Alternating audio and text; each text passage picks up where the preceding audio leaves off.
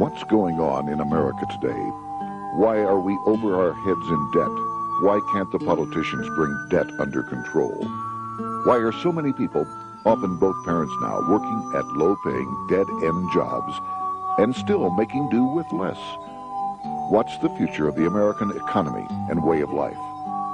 Why does the government tell us inflation is low when the buying power of our paychecks is declining at an alarming rate?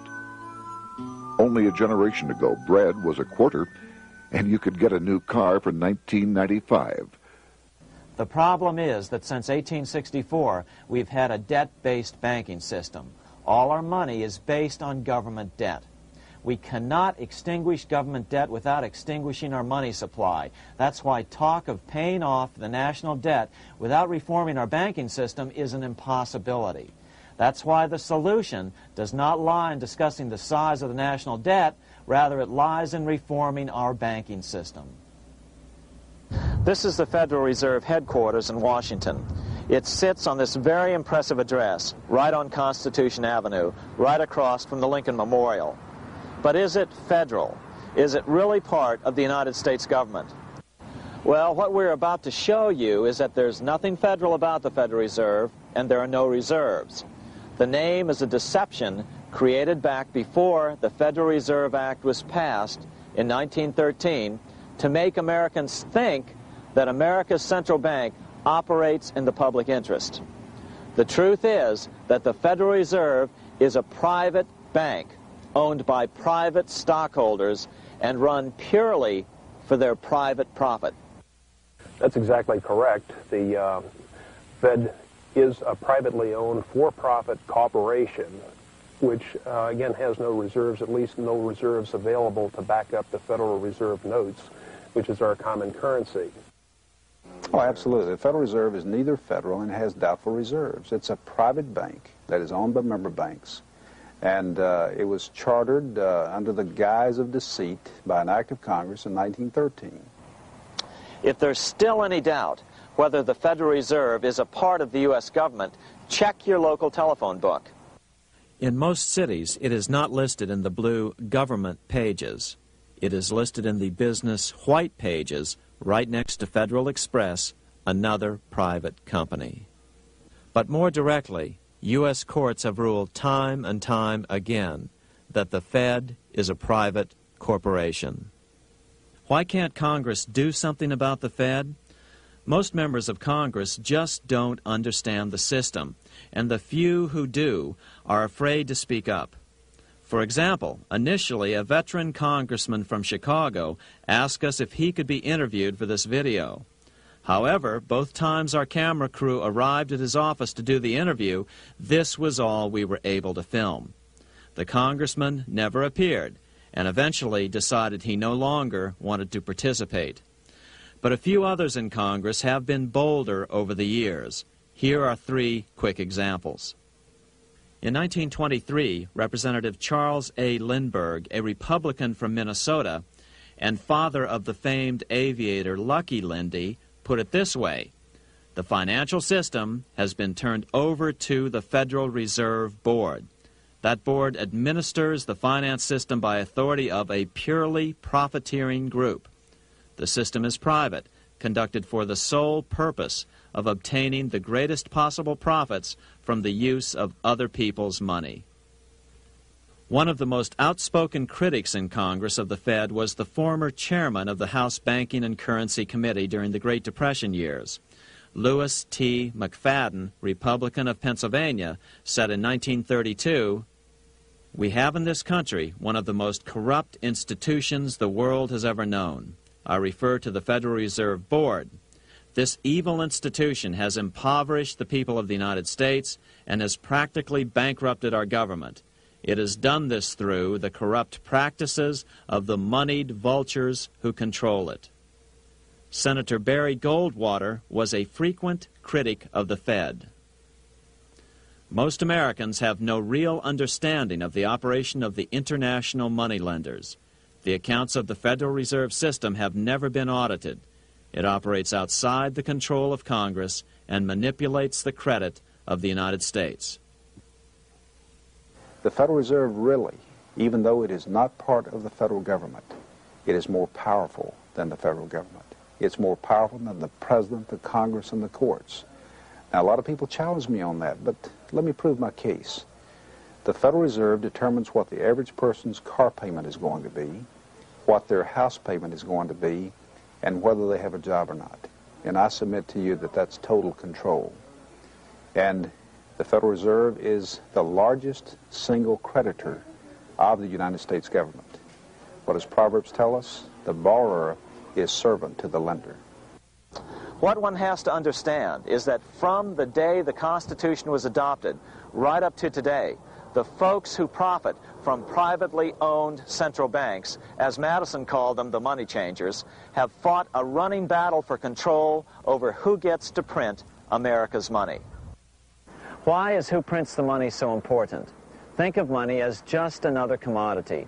If you have a monopoly on a commodity that everyone needs, everyone wants, and nobody has enough of, there are lots of ways to make a profit, and also exert tremendous political influence. That's what this battle is all about.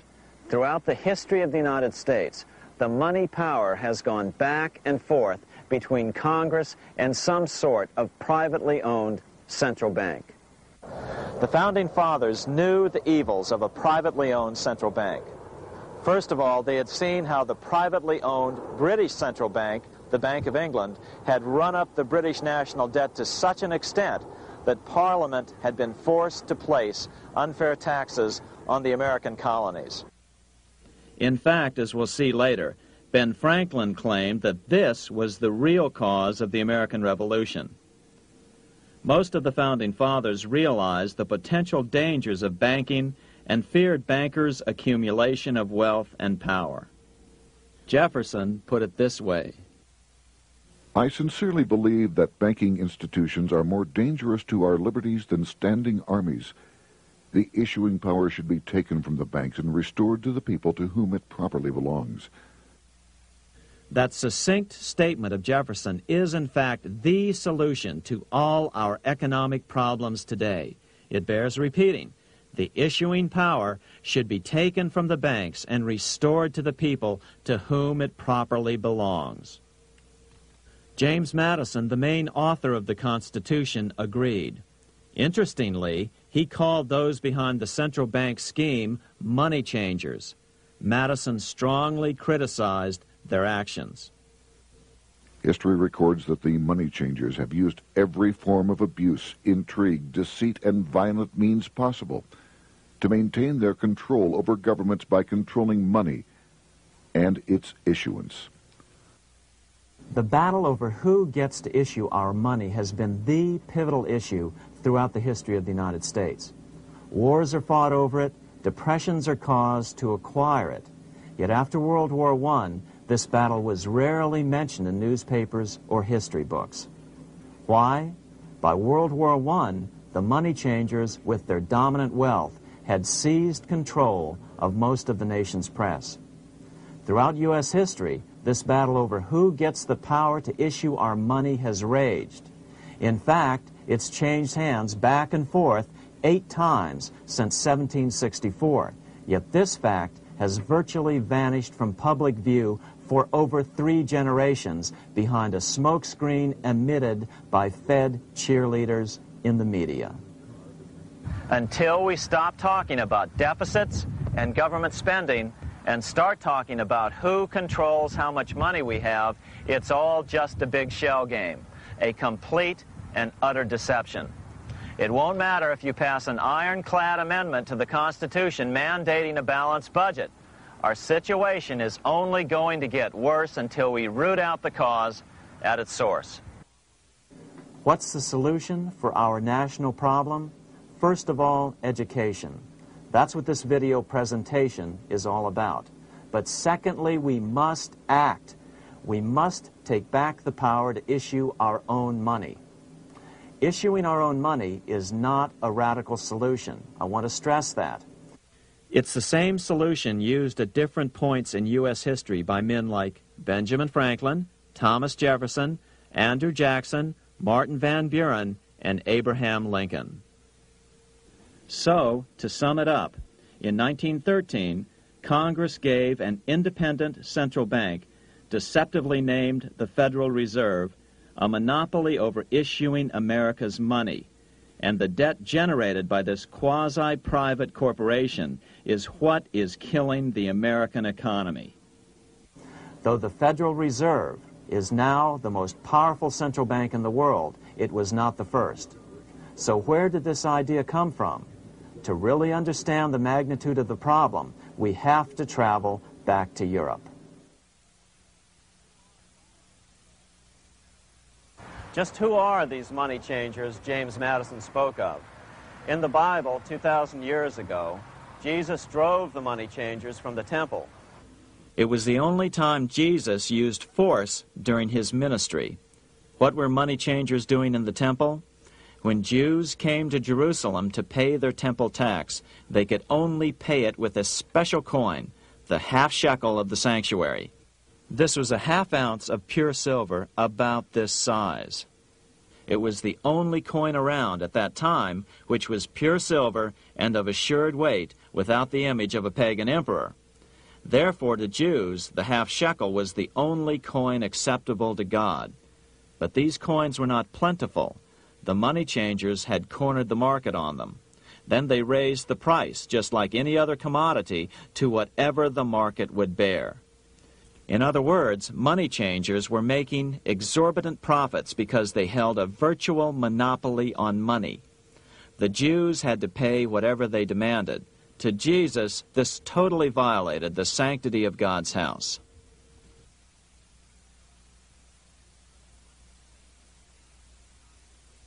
But the money-changing scam did not originate in Jesus' day. 200 years before Christ, Rome was having trouble with money changers. 2 early Roman emperors had tried to diminish the power of the money changers by reforming usury laws and limiting land ownership to 500 acres. They were both assassinated. In 48 BC, Julius Caesar took back the power to coin money from the money changers and minted coins for the benefit of all. With this new, plentiful supply of money, he built great public works projects. By making money plentiful, Caesar won the love of the common man. But the money changers hated him. Some believe this was an important factor in Caesar's assassination. One thing is for sure, with the death of Caesar came the demise of plentiful money in Rome. Taxes increased, as did corruption. Just as in the case of America today, usury and debased coin became the rule. Eventually, the Roman money supply was reduced by 90%. As a result, the common people lost their lands and their homes, just as is about to happen soon in America. With the demise of plentiful money, the masses lost confidence in the Roman government and refused to support it. Rome plunged into the gloom of the Dark Ages.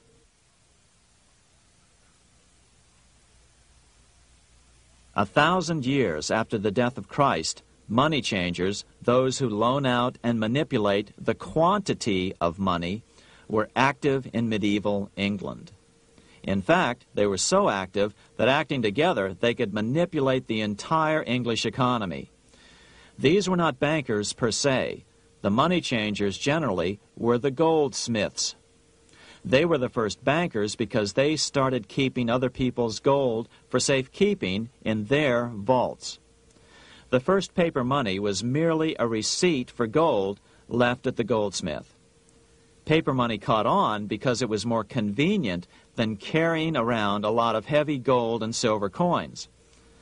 Eventually, goldsmiths noticed that only a small fraction of the depositors ever came in and demanded their gold at any one time. Goldsmiths started cheating on the system. They discovered that they could print more money than they had gold, and usually no one would be the wiser. Then they could loan out this extra money and collect interest on it. This was the birth of fractional reserve banking. That is, loaning out many times more money than you have assets on deposit. So, if $1,000 in gold were deposited with them, they could loan out about $10,000 in paper money and draw interest payments on it, and no one would ever discover the deception. By this means, goldsmiths gradually accumulated more and more wealth and used this wealth to accumulate more and more gold. Today, this practice of loaning out more money than there are reserves is known as fractional reserve banking. Every bank in the United States is allowed to loan out at least 10 times more money than they actually have. That's why they get rich on charging, let's say, 8% interest. It's not really 8% per year, which is their income. It's 80%. That's why bank buildings are always the largest in town. But does that mean that all interest or all banking should be illegal? Hardly. In the Middle Ages, canon law, the law of the Catholic Church, forbade charging interest on loans. This concept followed the teachings of Aristotle and St. Thomas Aquinas. They taught that the purpose of money was to serve the members of society, to facilitate the exchange of goods needed to lead a virtuous life. Interest, in their belief, hindered this purpose by putting an unnecessary burden on the use of money. In other words, interest was contrary to reason and justice. Reflecting church law in the Middle Ages, Europe forbade charging interest on loans and made it a crime called usury. As commerce grew, and therefore opportunities for investment arose in the late Middle Ages, it came to be recognized that to loan money had a cost for the lender, both in risk and in lost opportunity. So some charges were allowed, but not interest per se. But all moralists, no matter what religion, condemn fraud, oppression of the poor, and injustice as clearly immoral. As we will see, fractional reserve lending is rooted in a fraud, results in widespread poverty, and reduces the value of everyone else's money. The ancient goldsmiths discovered that extra profits could be made by rowing the economy between easy money and tight money. When they made money easier to borrow, then the amount of money in circulation expanded. Money was plentiful.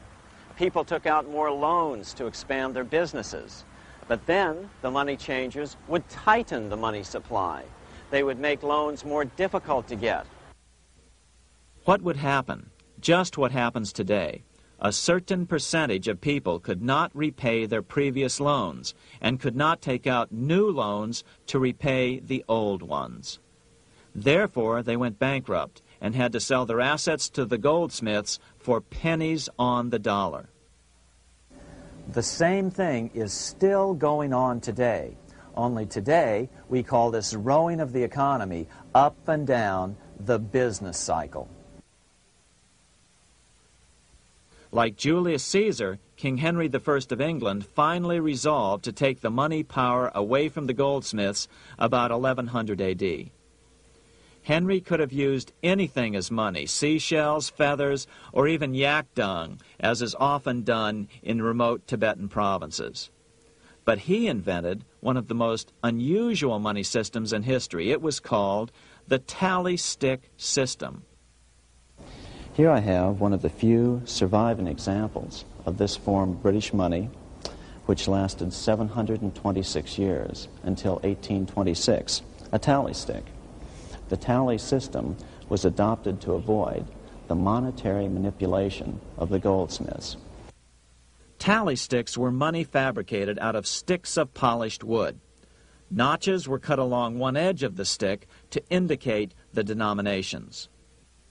Then the stick was split lengthwise through the notches so that both pieces still had a record of the notches. The king kept one half to protect against counterfeiting. Then he would spend the other half into the economy and they would circulate as money.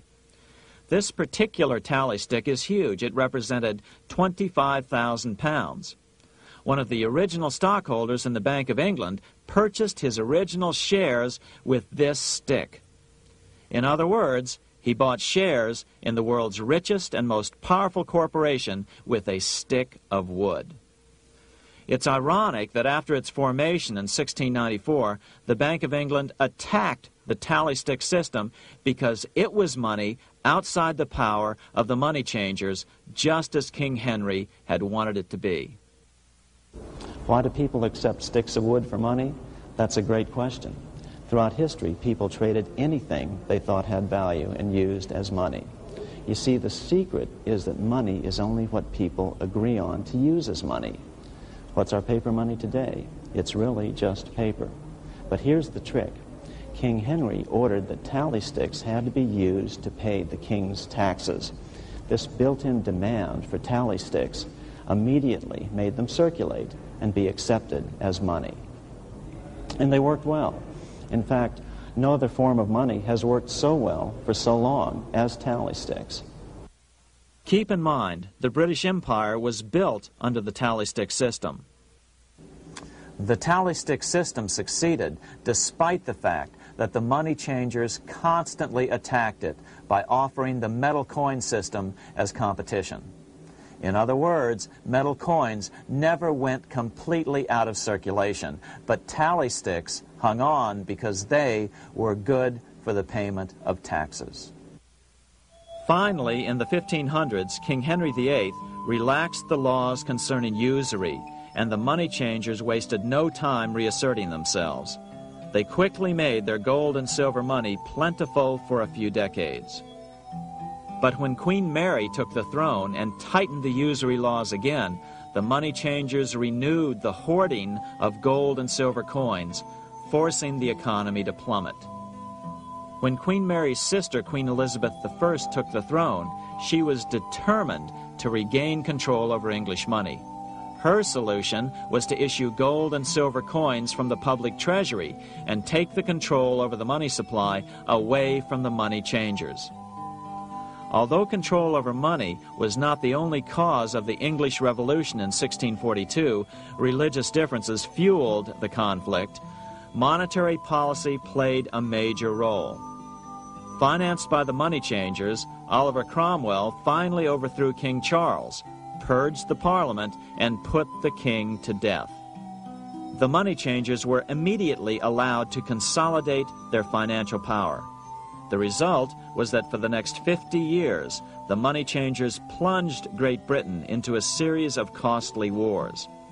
They took over a square mile of property in the center of London, known as the City of London. This area today is still known as one of the 3 predominant financial centers of the world. Conflicts with the Stuart kings led the money changers in England to combine with those in the Netherlands to finance the invasion of William of Orange, who overthrew the Stuarts in 1688 and took the English throne.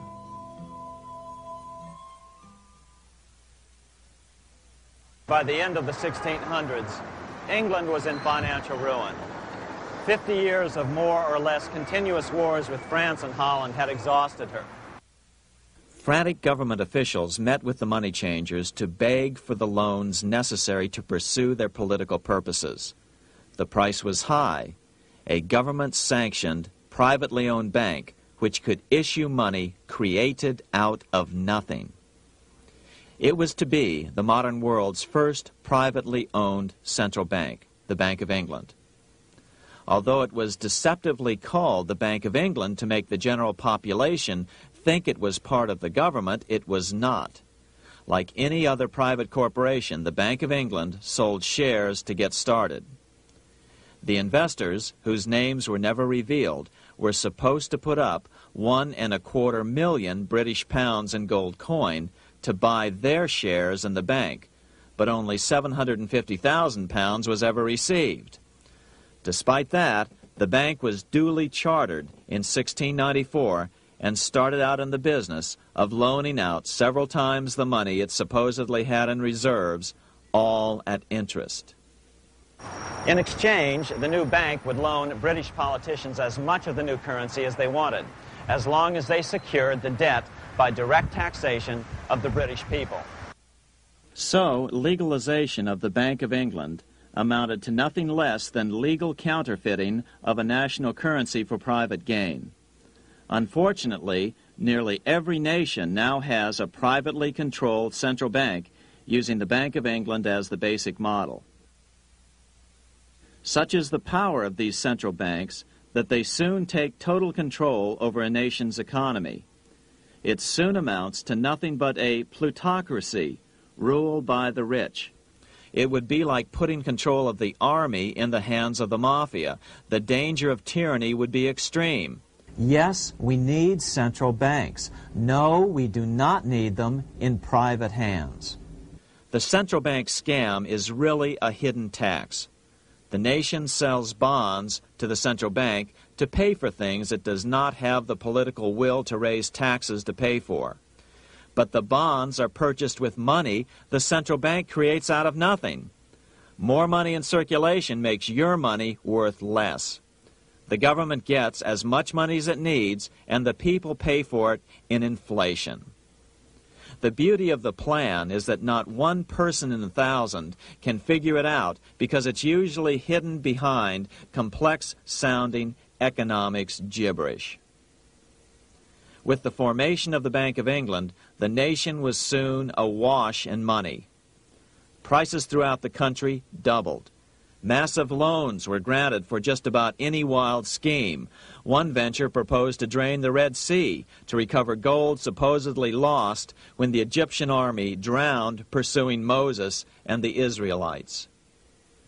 By 1698, government debt grew from the initial £1.25 million to £16 million. Naturally, taxes were increased and then increased again to pay for all of this.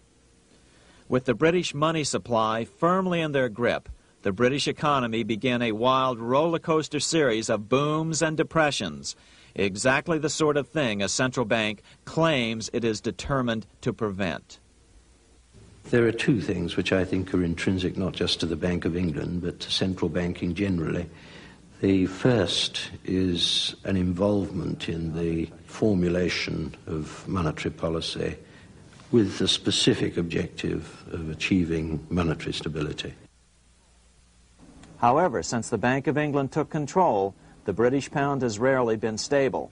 Now let's take a look at the role of the Rothschild family, the family said to be the wealthiest in the world.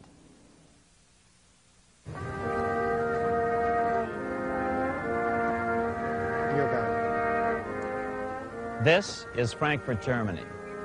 50 years after the Bank of England opened its doors, a goldsmith named Amschel Moses Bauer opened a coin shop, a counting house, in 1743. And over the door he placed a sign depicting a Roman eagle on a red shield. The shop became known as the Red Shield Firm, or in German, Rothschild.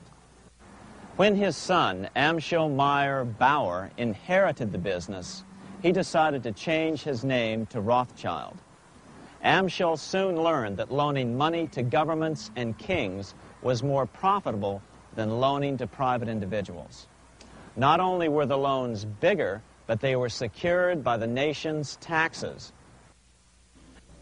Mayer Rothschild had 5 sons.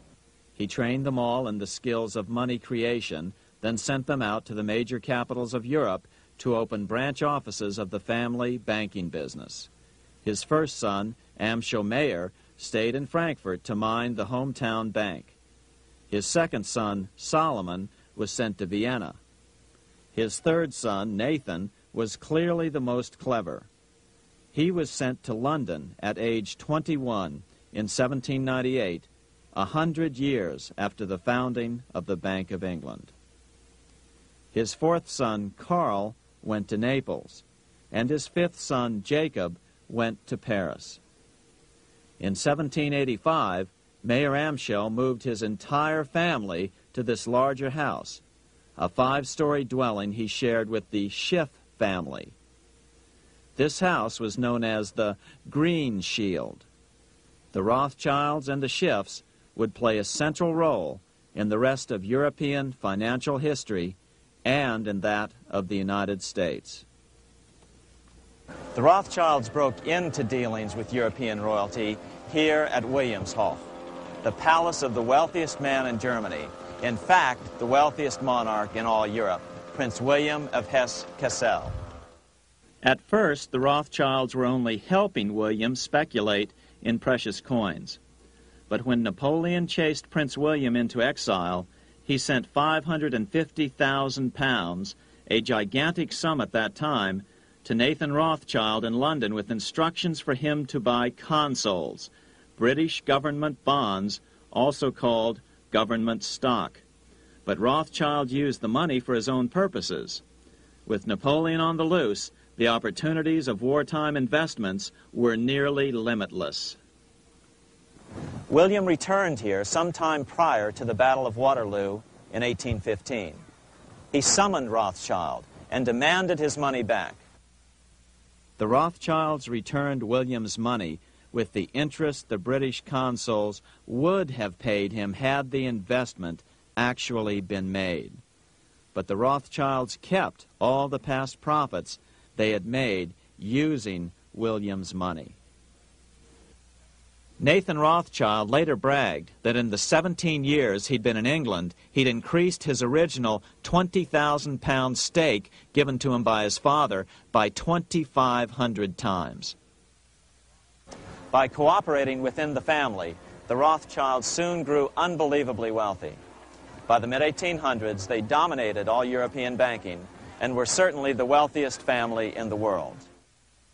They financed Cecil Rhodes, making it possible for him to establish a monopoly over the diamond and gold fields of South Africa. In America, they financed the Harrimans and railroads, the Vanderbilts and railroads and the press, and Carnegie in the steel industry, among many others. In fact, during World War I, J.P. Morgan was thought to be the richest man in America. But after his death, it was discovered that he was actually only a lieutenant of the Rothschilds. Once Morgan's will was made public, it was discovered that he owned only 19% of J.P. Morgan companies. By 1850, James Rothschild, the heir of the French branch of the family, was said to be worth 600 million French francs, 150 million more than all the other bankers in France put together. He built this mansion called Ferrier, just east of Paris. Wilhelm I, on seeing it, exclaimed, "Kings couldn't afford this. It could only belong to a Rothschild." Another 19th century French commentator put it this way: "There is but one power in Europe, and that is Rothschild." There is no evidence that their predominant standing in European or world finance has changed. Now let's take a look at the results the Bank of England had produced on the British economy and how that later was the root cause of the American Revolution.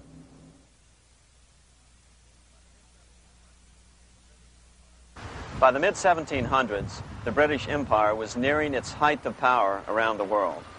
But Britain had fought 4 costly wars in Europe since the creation of their privately owned central bank, the Bank of England. The cost had been high.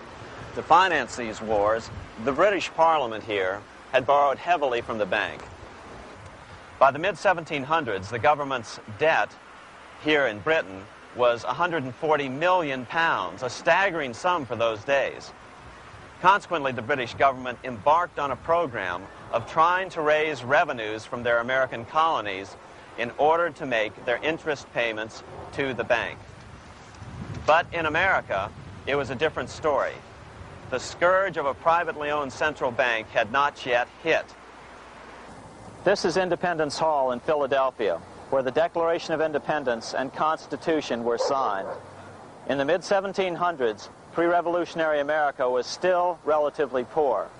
There was a severe shortage of precious metal coins to trade for goods, so the early colonists were forced to experiment with printing their own homegrown paper money. Some of these experiments were successful. Franklin was a big supporter of the colonies printing their own paper money. In 1757, Franklin was sent to London. He ended up staying for the next 18 years here, nearly until the start of the American Revolution. During this period, the American colonies began to issue their own money. Called colonial scrip, the endeavor was very successful. It provided a reliable medium of exchange, and it also helped to provide a feeling of unity between the colonies. Remember, colonial scrip was just paper money, debt-free money, printed in the public interest, and not backed by gold or silver coin. In other words, it was a totally fiat currency. One day, officials of the Bank of England asked Franklin how he would account for the newfound prosperity of the colonies. Without hesitation, he replied, "That is simple. In the colonies, we issue our own money. It is called colonial scrip. We issue it in proper proportion to the demands of trade and industry to make the products pass easily from the producers to the consumers. In this manner, creating for ourselves our own paper money, we control its purchasing power, and we have no interest to pay to no one." This was just common sense to Franklin, but you can imagine the impact it had on the Bank of England. America had learned the secret of money, and that genie had to be returned to its bottle as soon as possible.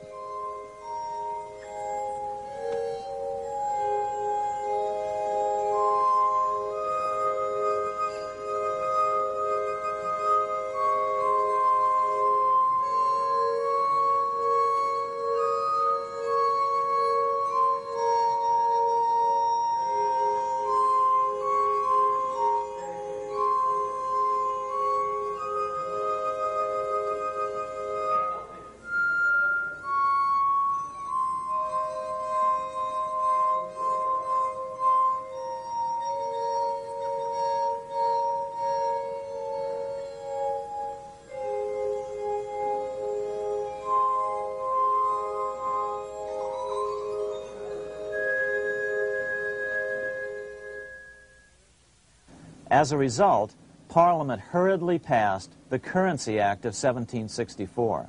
This prohibited colonial officials from issuing their own money and ordered them to pay all future taxes in gold or silver coins. In other words, it forced the colonies on a gold or silver standard.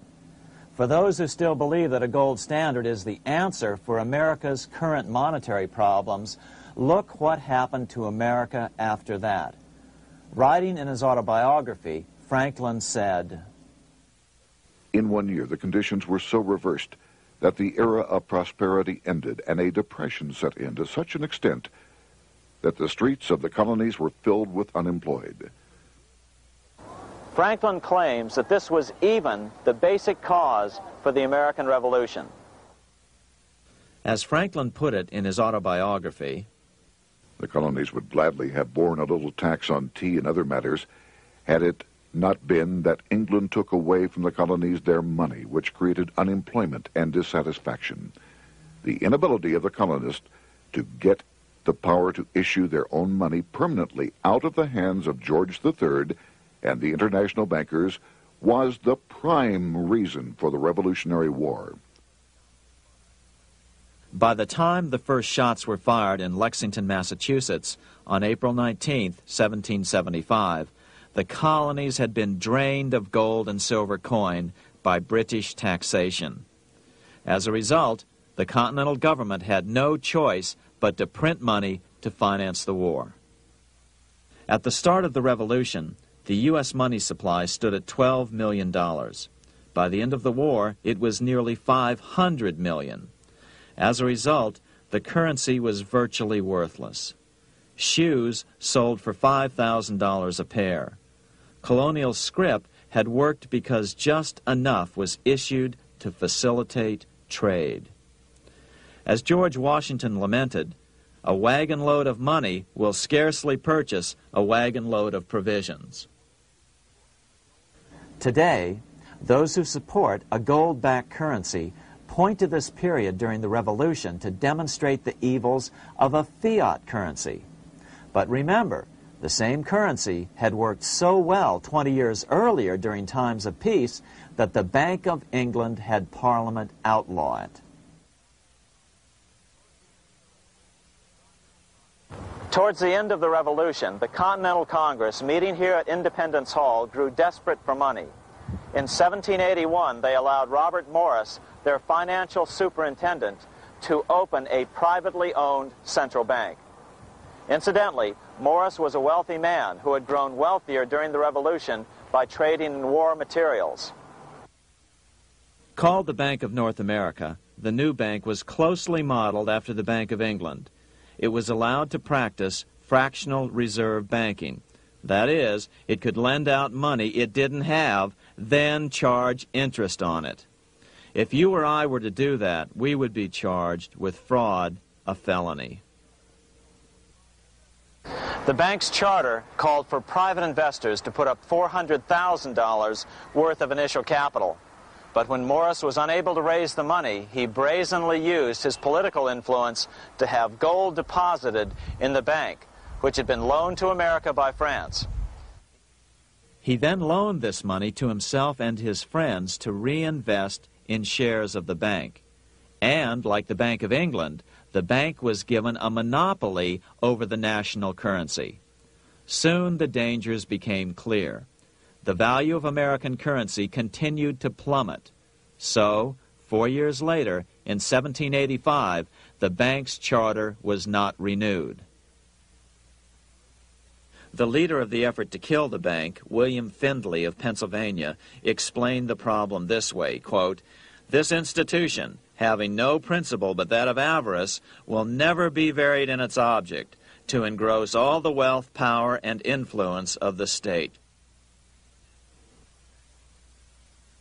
The men behind the Bank of North America, Alexander Hamilton, Robert Morris, and the bank's president, Thomas Whiling, did not give up. Only 6 years later, Hamilton, then Secretary of the Treasury, and his mentor, Morris, rammed a new privately owned central bank through the new Congress. Called the first bank of the United States, Thomas Whiling again served as the bank's president. The players were the same, only the name of the bank was changed.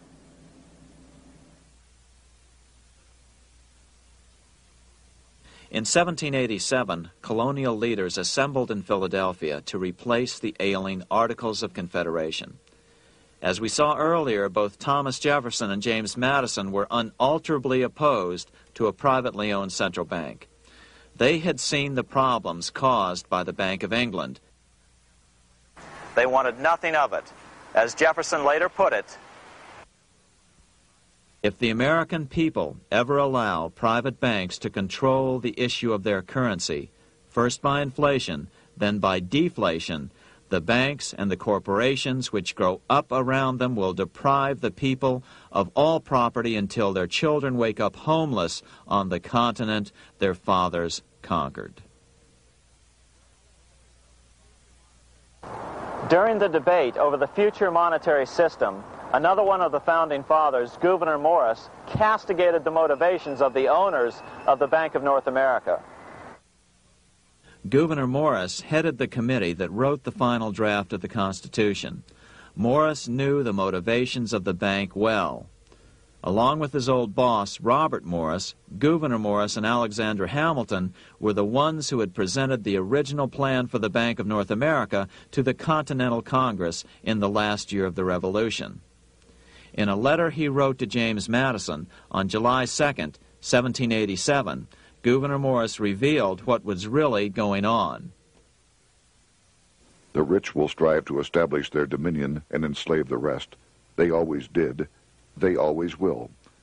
They will have the same effect here as elsewhere if we do not, by the power of government, keep them in their proper spheres.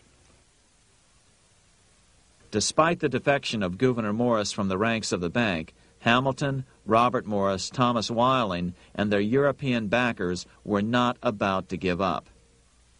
They convinced the bulk of the delegates to the Constitutional Convention to not give Congress the power to issue paper money.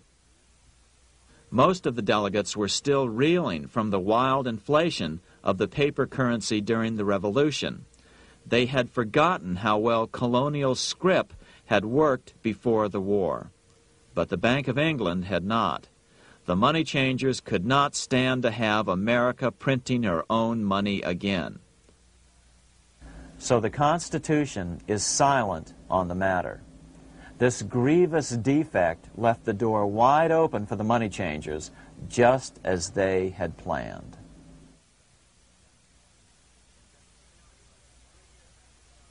In 1790, less than 3 years after the Constitution had been signed, the money changers struck again. The newly appointed first Secretary of the Treasury, Alexander Hamilton, proposed a bill to the Congress calling for a new, privately owned central bank. Coincidentally, that was the very year that Amschel Rothschild made his pronouncement from his flagship bank in Frankfurt. Let me issue and control a nation's money, and I care not who writes the laws. Alexander Hamilton was a tool of the international bankers, and he wanted to create the U.S. Bank, the BUS, or the Bank of the United States, and did so. Interestingly, one of Hamilton's first jobs after graduating from law school in 1782 was as an aide to Robert Morris, the head of the Bank of North America. In fact, the year before, Hamilton had written Morris a letter saying, "A national debt, if it is not excessive, will be to us a national blessing." A blessing to whom? After a year of intense debate, in 1791, Congress passed the bill and gave it a 20-year charter. The new bank was to be called the First Bank of the United States, or BUS. Here we are in front of the First Bank of the United States in Philadelphia. The bank was given a monopoly on printing U.S. currency, even though 80% of its stock would be held by private investors. The other 20% would be purchased by the U.S. government. But the reason was not to give the government a piece of the action. It was to provide the capital for the other 80% owners. As with the old Bank of North America and the Bank of England before that, the stockholders never paid the full amount for their shares. The U.S. government put up their initial $2 million in cash. Then the bank, through the old magic of fractional reserve lending, made loans to its charter investors so they could come up with the remaining $8 million of capital needed for this risk-free investment. Like the Bank of England, the name of the Bank of the United States was deliberately chosen to hide the fact that it was privately controlled. And like the Bank of England, the names of the investors in the bank were never revealed. Many years later, it was a common saying that the Rothschilds were the power behind the old Bank of the United States. The bank was sold to Congress as a way to bring stability to the banking system and eliminate inflation. So what happened? Over the first 5 years, the U.S. government borrowed $8.2 million from the Bank of the United States. In the same 5-year period, prices rose by 72%.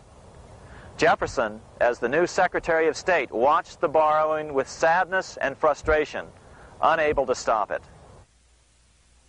I wish it were possible to obtain a single amendment to our Constitution, taking from the federal government the power of borrowing.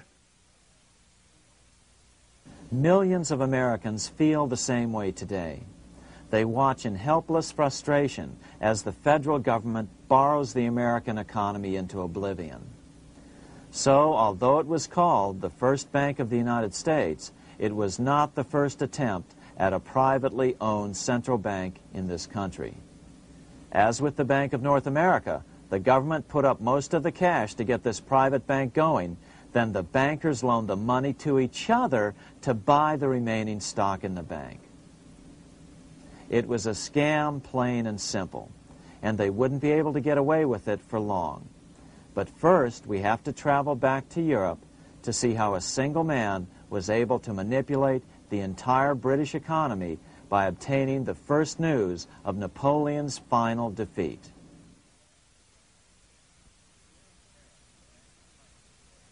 Here in Paris, the Bank of France was organized in 1800, just like the Bank of England. But Napoleon decided France had to break free of debt, and he never trusted the Bank of France. He declared that when a government is dependent upon bankers for money, the bankers, not the leaders of the government, are in control. The hand that gives is above the hand that takes. Money has no motherland. Financiers are without patriotism and without decency. Their sole object is gain. Back in America, unexpected help was about to arrive. In 1800, Thomas Jefferson narrowly defeated John Adams to become the third president of the United States. By 1803, Jefferson and Napoleon had struck a deal. The U.S. would give Napoleon $3 million in gold in exchange for a huge chunk of territory west of the Mississippi River, the Louisiana Purchase. With that $3 million, Napoleon quickly forged an army and set off across Europe, conquering everything in his path. But the Bank of England quickly rose to oppose him. They financed every nation in his path, reaping the enormous profits of war. Prussia, Austria, and finally Russia all went heavily into debt in a futile attempt to stop Napoleon. 4 years later, with the main French army in Russia, 30-year-old Nathan Rothschild, the head of the London office of the Rothschild family, personally took charge of a bold plan to smuggle a much-needed shipment of gold right through France to finance an attack by the Duke of Wellington from Spain. Nathan later bragged at a dinner party in London that it was the best business he'd ever done. Little did he know that he would do much better business in the near future. Wellington's attacks from the south and other defeats eventually forced Napoleon to abdicate, and Louis XVIII was crowned king. Napoleon was exiled to Elba, a tiny island off the coast of Italy, supposedly exiled from France forever. While Napoleon was in exile on Elba, temporarily defeated by England with the financial help of the Rothschilds, America was trying to break free of its central bank as well.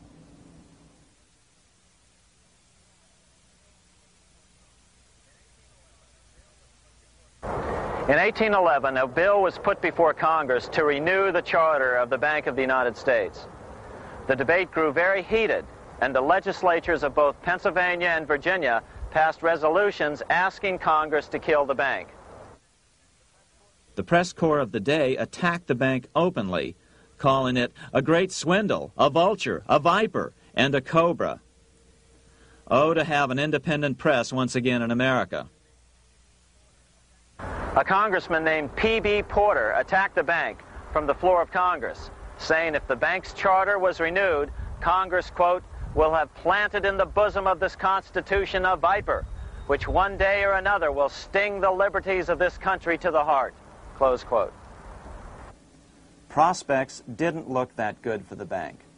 Some writers have even claimed that Nathan Rothschild warned that the United States would find itself involved in a most disastrous war if the bank's charter were not renewed. But it wasn't enough. When the smoke had cleared, the renewal bill was defeated by a single vote in the House and was deadlocked in the Senate. By now, America's fourth president, James Madison, was in the White House. Remember, Madison was a staunch opponent of the bank. His vice president, George Clinton, broke a tie in the Senate and sent the bank into oblivion. Within 5 months, England attacked the U.S., and the War of 1812 was on. But the British were still busy fighting Napoleon, and so the War of 1812 ended in a draw in 1814. Though the money changers were temporarily down, they were far from out. It would take them only another 2 years to bring back their bank bigger and stronger than ever.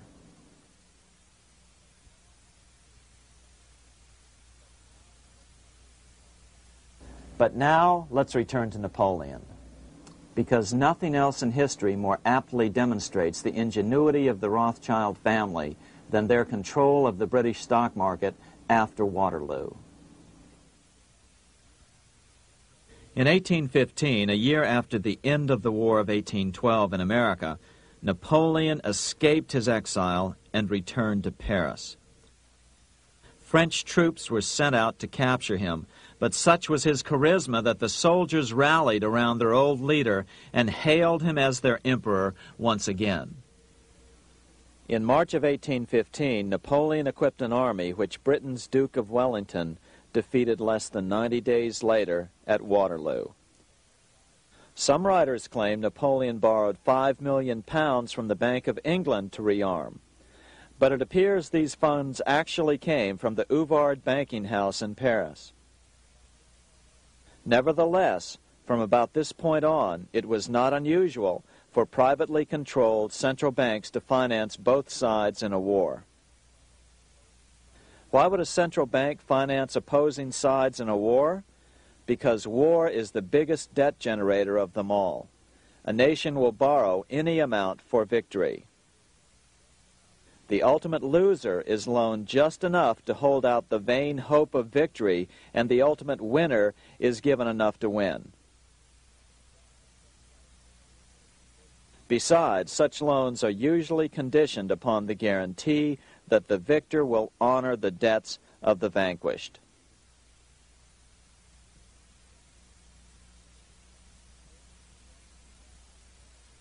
This is the Waterloo battlefield about 200 miles northeast of Paris in what today is Belgium. Here Napoleon suffered his final defeat, but not before thousands of French and Englishmen gave their lives on a steamy summer day in July of 1815.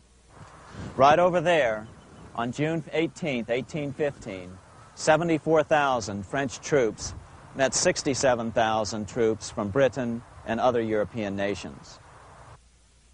The outcome was certainly in doubt. In fact, had Napoleon attacked a few hours earlier, he would probably have won the battle. But no matter who won or lost, back in London, Nathan Rothschild planned to use the opportunity to try to seize control over the British stock and bond market and possibly even the Bank of England. Rothschild stationed a trusted agent, a man named Rothworth, on the north side of the battlefield, closer to the English Channel. Once the battle had been decided, Rothworth took off for the Channel. He delivered the news to Nathan Rothschild a full 24 hours before Wellington's own courier. Rothschild hurried to the stock market and took up his usual position in front of an ancient pillar. All eyes were on him. The Rothschilds had a legendary communications network. If Wellington had been defeated and Napoleon was loose on the continent again, Britain's financial situation would become grave indeed. Rothschild looked saddened. He stood there motionless, eyes downcast.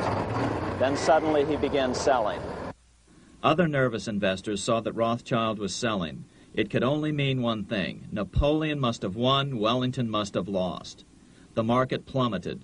Soon everyone was selling their consols, their British government bonds, and prices dropped sharply. But then Rothschild started secretly buying up the consols through his agents for only a fraction of their worth hours before. Myths, legends, you say?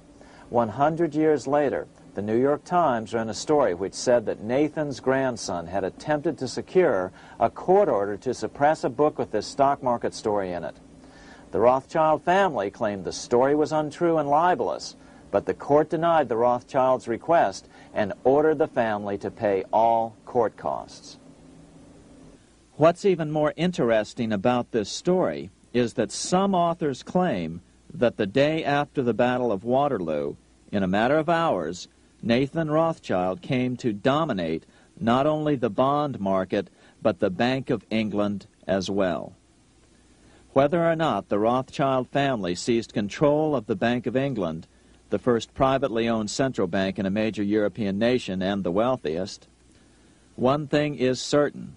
By the mid-1800s, the Rothschilds were the richest family in the world, bar none. They dominated the new government bond markets and branched into other banks and industrial concerns. In fact, the rest of the 19th century was known as the Age of the Rothschilds. Despite this overwhelming wealth, the family has generally cultivated an aura of invisibility. Although the family controls scores of industrial, commercial, mining, and tourist corporations, only a handful bear the Rothschild name. By the end of the 19th century, one expert estimated that the Rothschild family controlled half the wealth of the world. Whatever the extent of their vast wealth, it is reasonable to assume that their percentage of the world's wealth has increased since then. But since the turn of the century, the Rothschilds have cultivated the notion that their power has somehow waned even as their wealth increases.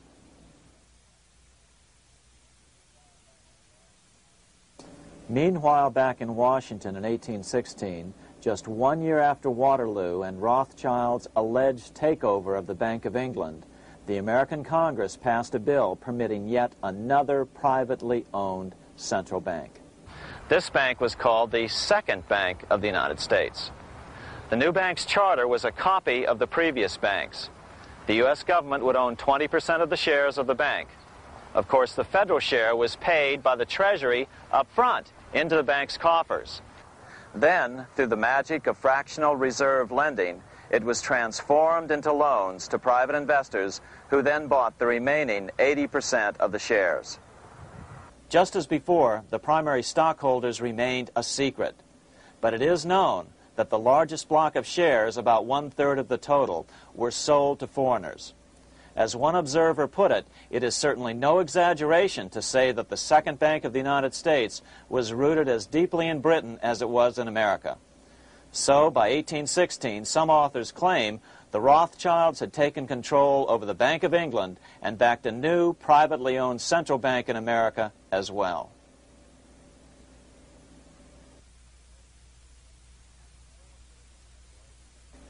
After 12 years of manipulations of the U.S. economy on the part of the Second Bank of the U.S., the American people had had just about enough. Opponents of the bank nominated a dignified senator from Tennessee, Andrew Jackson, the hero of the Battle of New Orleans, to run for president. This is his home, the Hermitage. No one gave Jackson a chance initially. The bank had long ago learned how the political process could be controlled with money.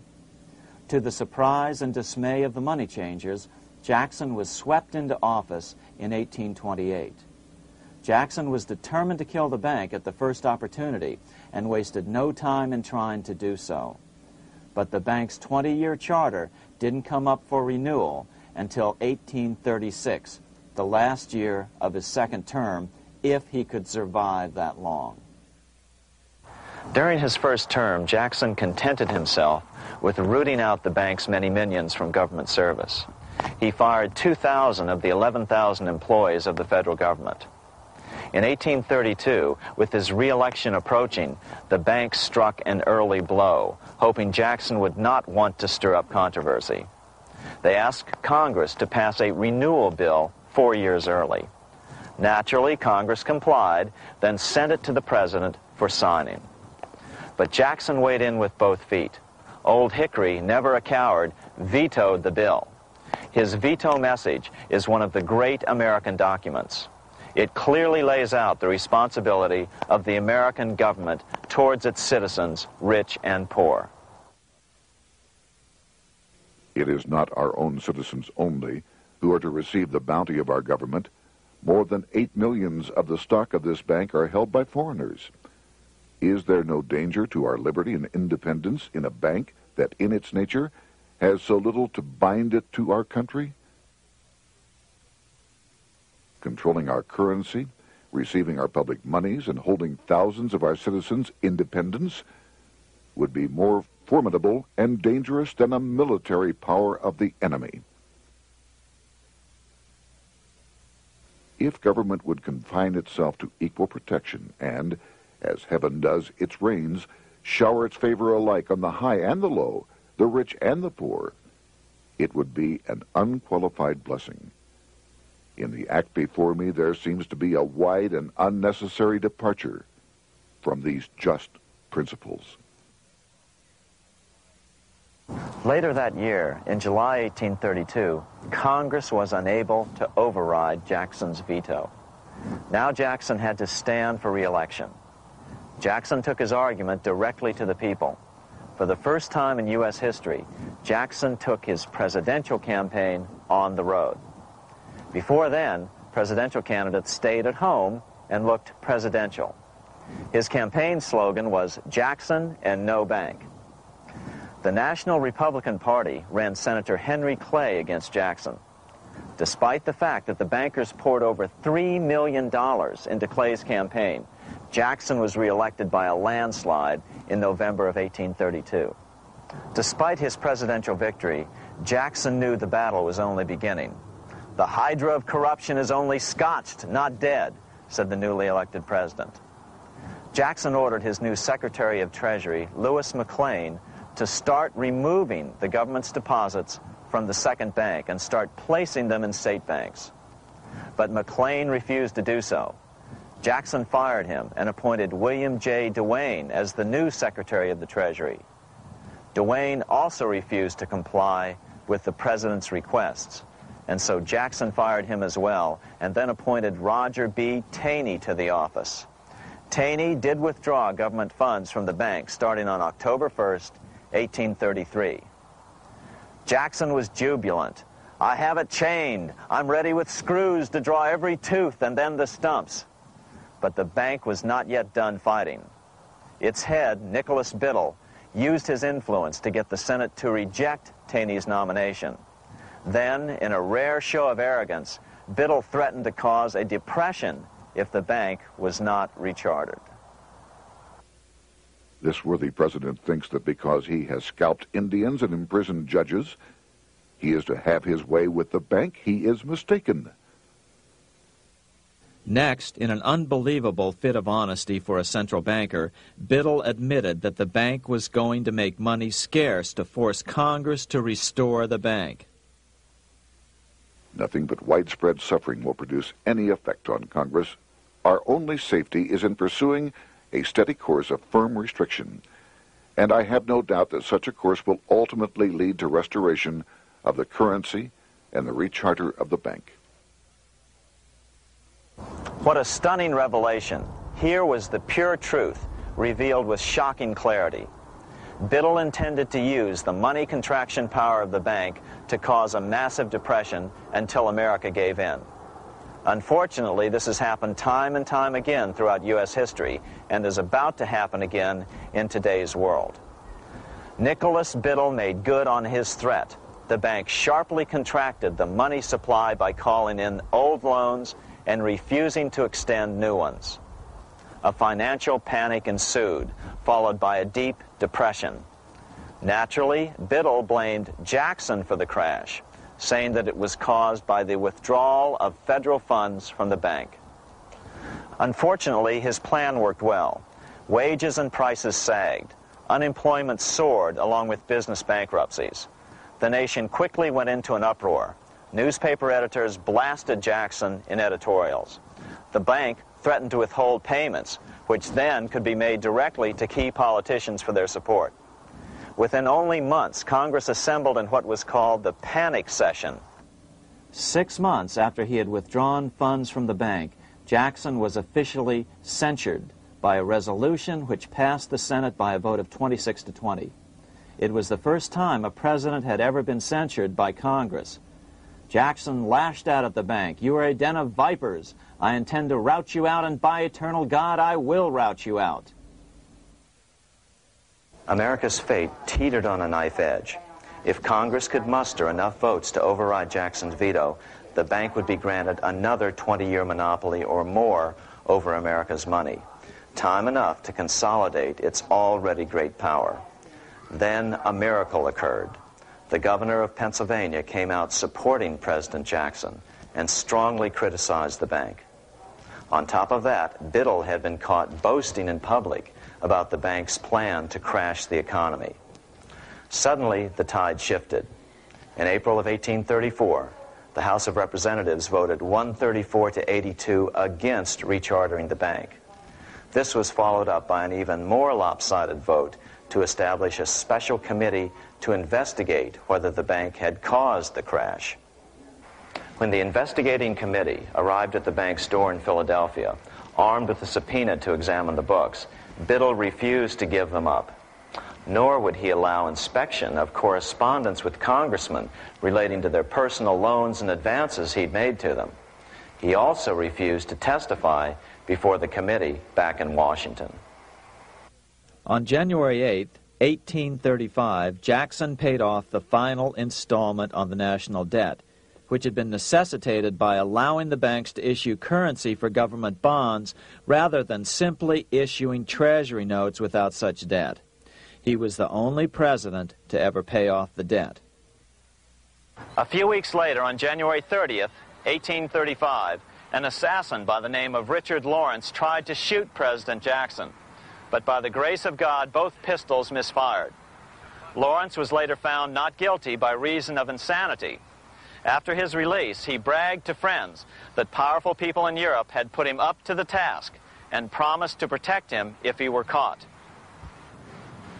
The following year, when its charter ran out, the Second Bank of the United States ceased functioning as the nation's central bank.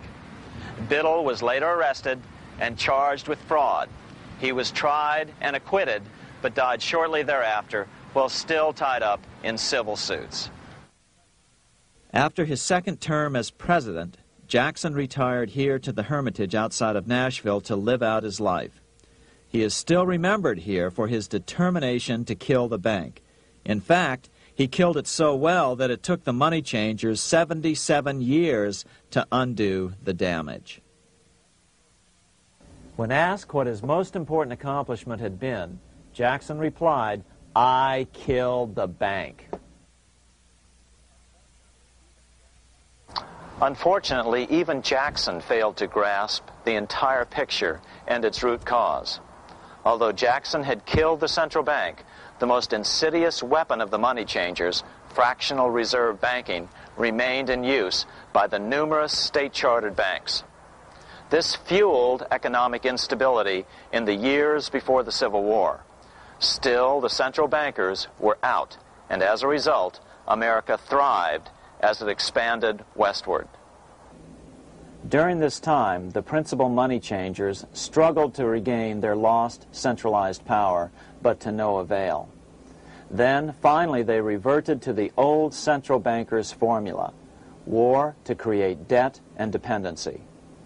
If they couldn't get their central bank any other way, America could be brought to its knees by plunging it into a civil war, just as they had done in 1812 after the first Bank of the United States was not rechartered.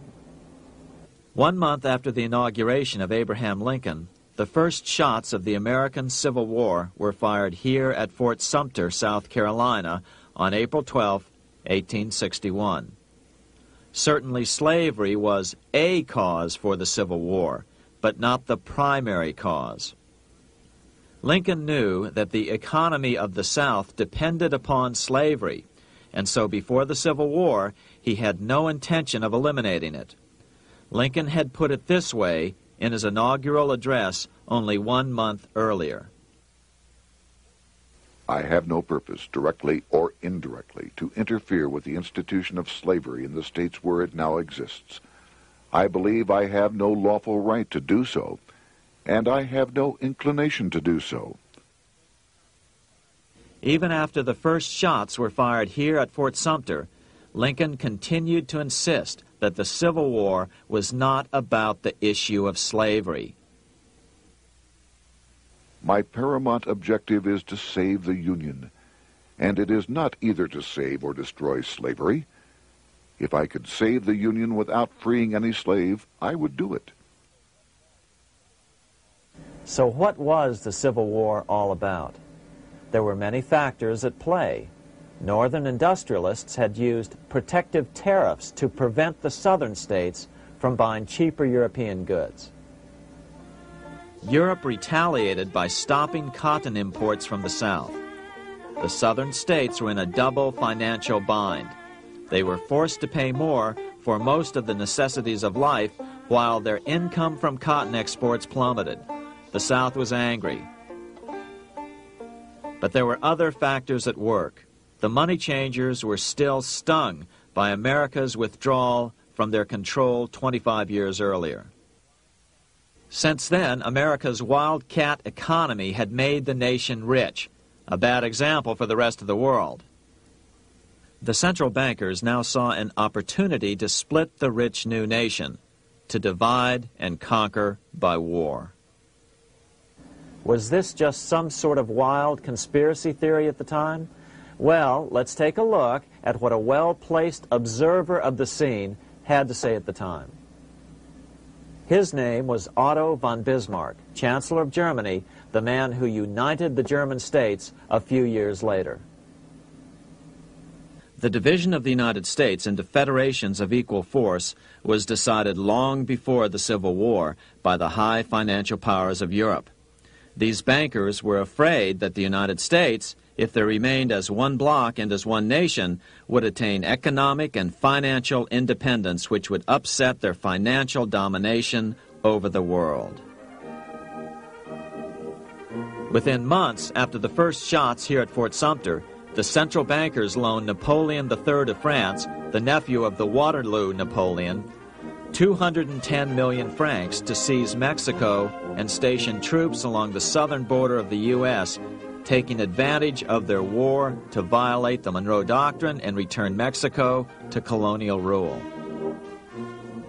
No matter what the outcome of the Civil War, a weakened America, heavily indebted to the money changers, would open up Central and South America once again to European colonization and domination. The very thing America's Monroe Doctrine had forbade in 1823. At the same time, Great Britain moved 11,000 troops into Canada and positioned them menacingly along America's northern border. The British fleet went to war alert should their quick intervention be called for. Lincoln knew he was in a double bind. That's why he agonized over the fate of the Union. There was a lot more to it than just differences between the North and the South. That's why his emphasis was always on union and not merely the defeat of the South. But Lincoln needed money to win. In 1861, Lincoln and his Secretary of Treasury, Salmon P. Chase, went to New York to apply for the necessary loans. The money changers, anxious to see the Union fail, offered loans at 24 to 36% interest. Lincoln said thanks, but no thanks, and returned to Washington.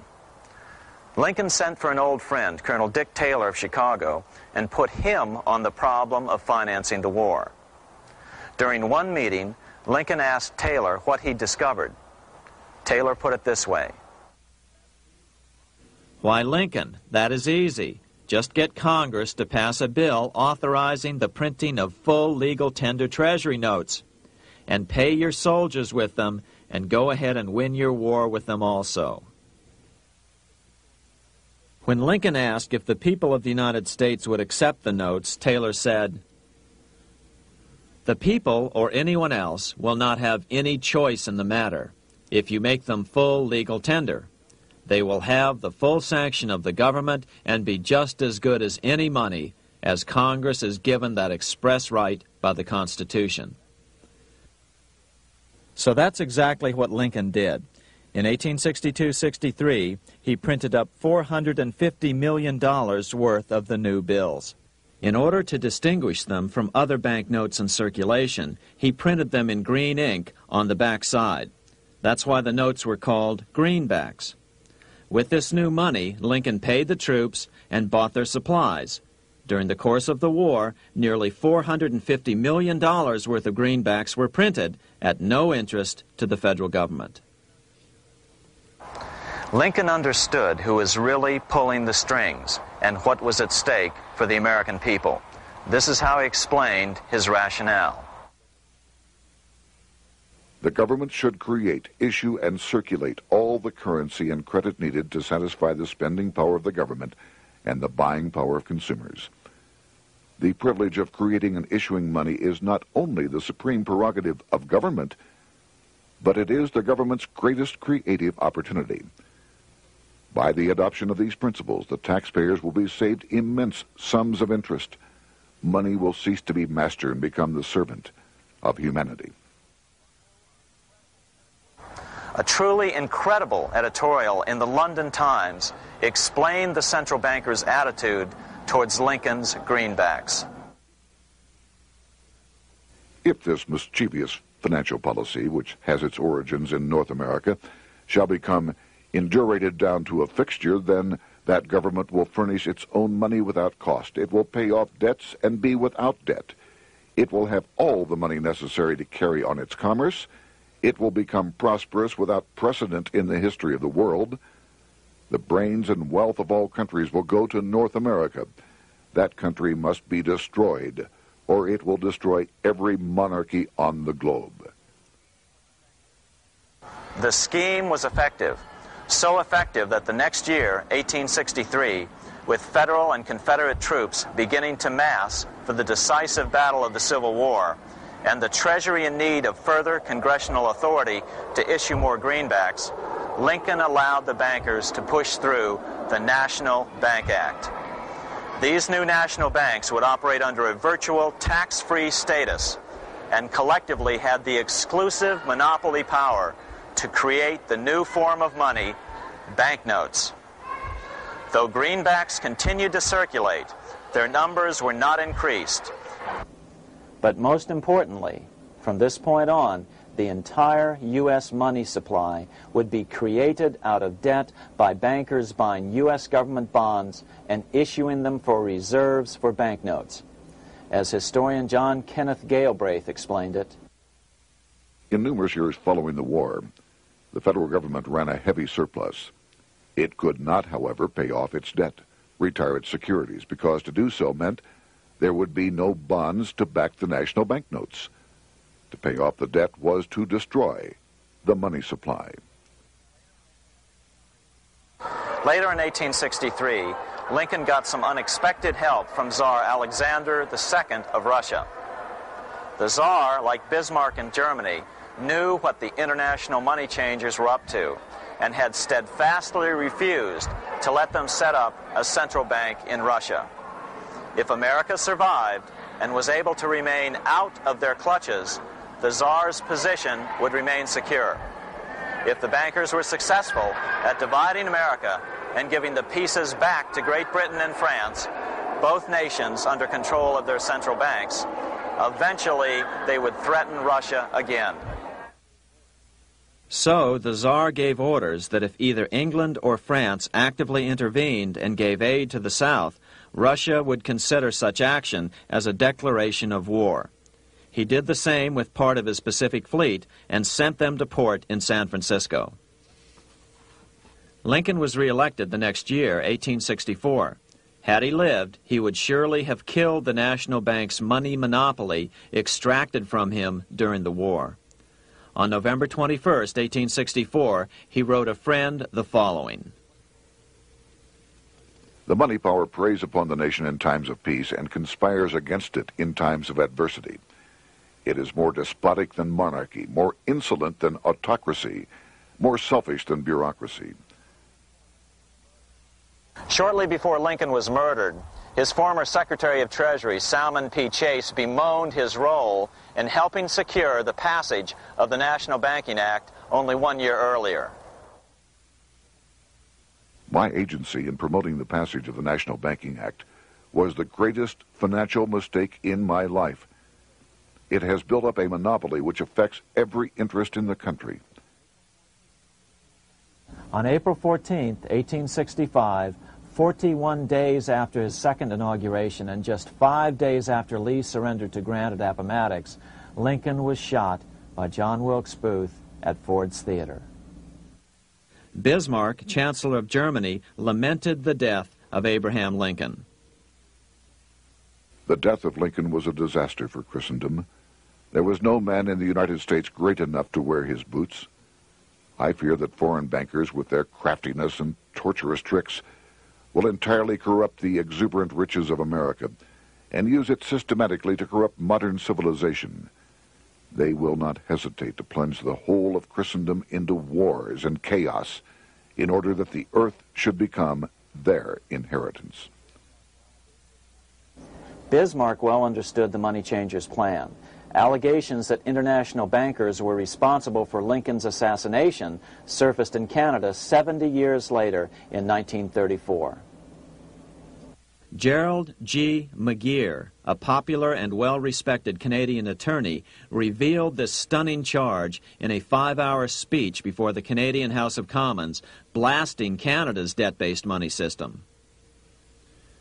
Remember, it was 1934, the height of the Great Depression, which was ravaging Canada as well.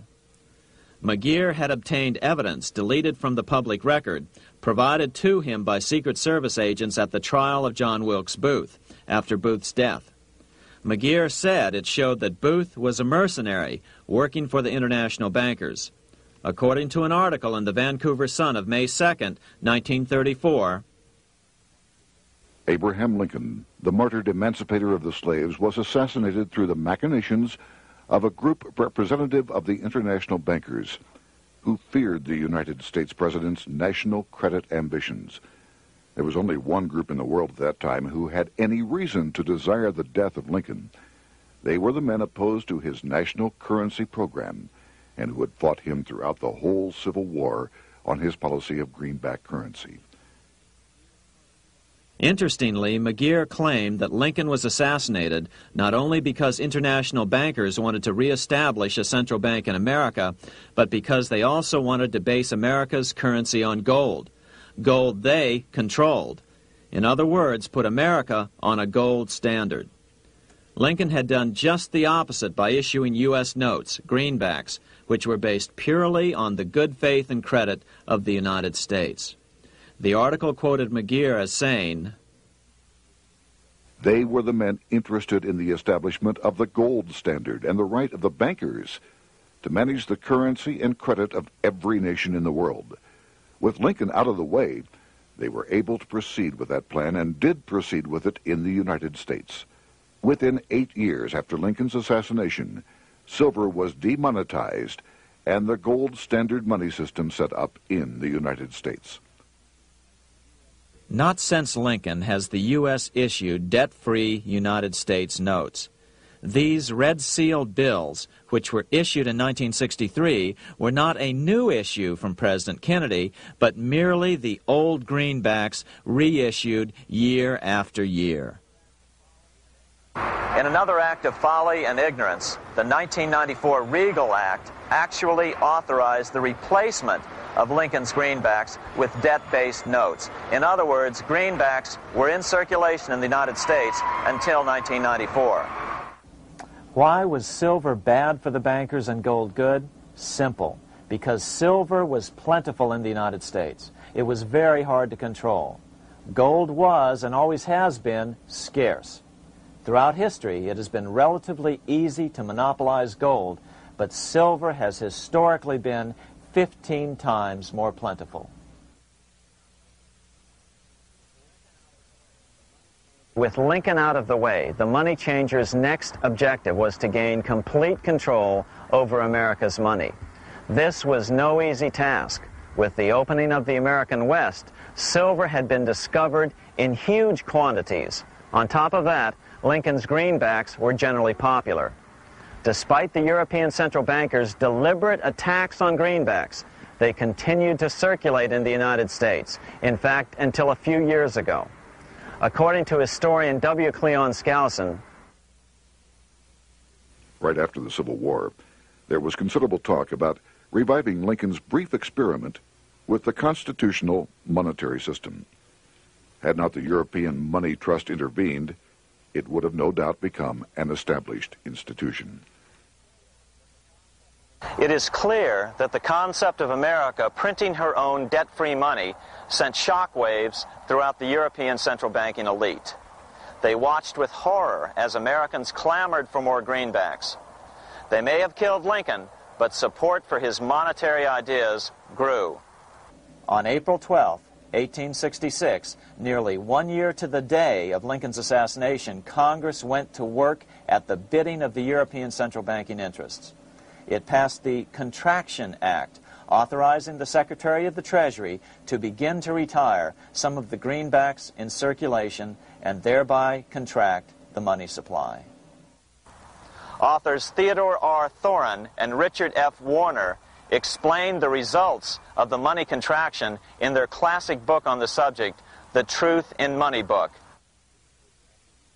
The hard times which occurred after the Civil War could have been avoided if the greenback legislation had continued as President Lincoln had intended. Instead, there were a series of money panics, what we call recessions, which put pressure on Congress to enact legislation to place the banking system under centralized control. Eventually, the Federal Reserve Act was passed on December 23, 1913. In other words, the money changers wanted two things: the reinstitution of a central bank under their exclusive control, and two, an American currency backed by gold. Their strategy was twofold. First of all, cause a series of panics to try to convince the American people that only centralized control of the money supply could provide economic stability. And secondly, remove so much money from the system that most Americans would be so desperately poor that they either wouldn't care or would be too weak to oppose the bankers. In 1866, there was $1.8 billion in currency in circulation in the United States, about $50.46 per capita. In 1867 alone, $500 million, $500 million, was removed from the U.S. money supply. 10 years later, in 1876, America's money supply was reduced to only $600 million. In other words, 2/3 of America's money had been called in by the bankers. Only $14.60 per capita remained in circulation. 10 years later, the money supply had been reduced to only $400 million, even though the population had boomed. The result was that only $6.67 per capita remained in circulation, a 760% loss in buying power over 20 years. Today, economists try to sell the idea that recessions and depressions are a natural part of something they call the business cycle. The truth is, our money supply is manipulated now just as it was before and after the Civil War. How did this happen? How did money become so scarce? Simple. Bank loans were called in and no new ones were given. In addition, silver coins were melted down. In 1872, a man named Ernest Sed was given 100,000 pounds, about $500,000, by the Bank of England and sent to America to bribe necessary congressmen to get silver demonetized. He was told that if that was not sufficient, to draw an additional 100,000 pounds or as much more as was necessary. The next year, Congress passed the Coinage Act of 1873, and the minting of silver dollars abruptly stopped.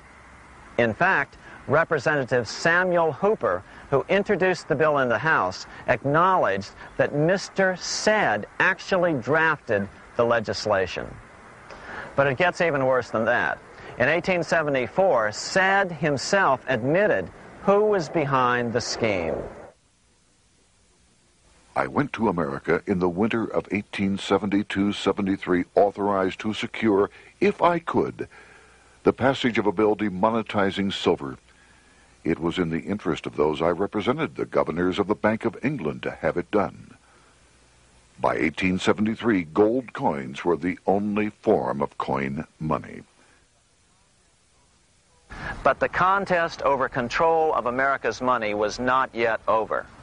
Only 3 years later, in 1876, with 1/3 of America's workforce unemployed, the population was growing restless.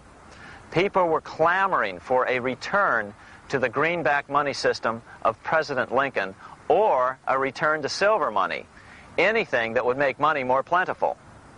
That year, Congress created the United States Silver Commission to study the problem. Their report clearly blamed the monetary contraction on the national bankers. The report is interesting because it compares the deliberate money contraction by the national bankers after the Civil War to the fall of the Roman Empire. The disaster of the Dark Ages was caused by decreasing money and falling prices. Without money, civilization could not have had a beginning, and with a diminishing supply, it must languish, and unless relieved, finally perish. At the Christian era, the metallic money of the Roman Empire amounted to $1,800,000,000. By the end of the 15th century, it had shrunk to less than $200 million. History records no other such disastrous transition as that from the Roman Empire to the Dark Ages.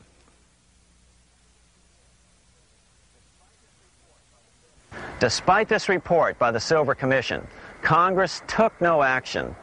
The next year, 1877, riots broke out from Pittsburgh to Chicago. The torches of starving vandals lit up the sky. The bankers huddled to decide what to do. They decided to hang on. Now that they were back in control to a certain extent, they were not about to give it up.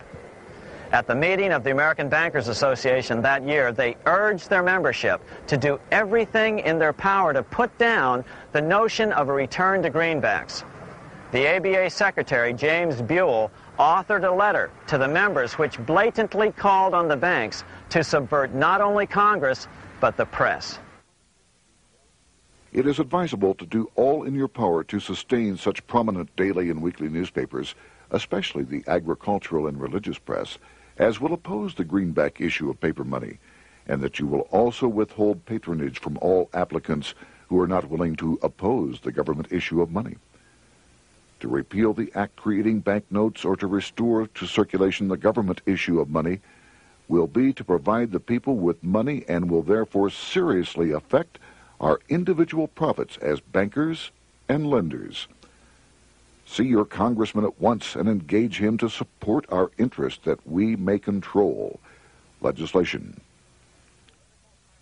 As political pressure mounted in Congress for change, the press tried to turn the American people away from the truth. The New York Tribune put it this way on January 10th, 1878.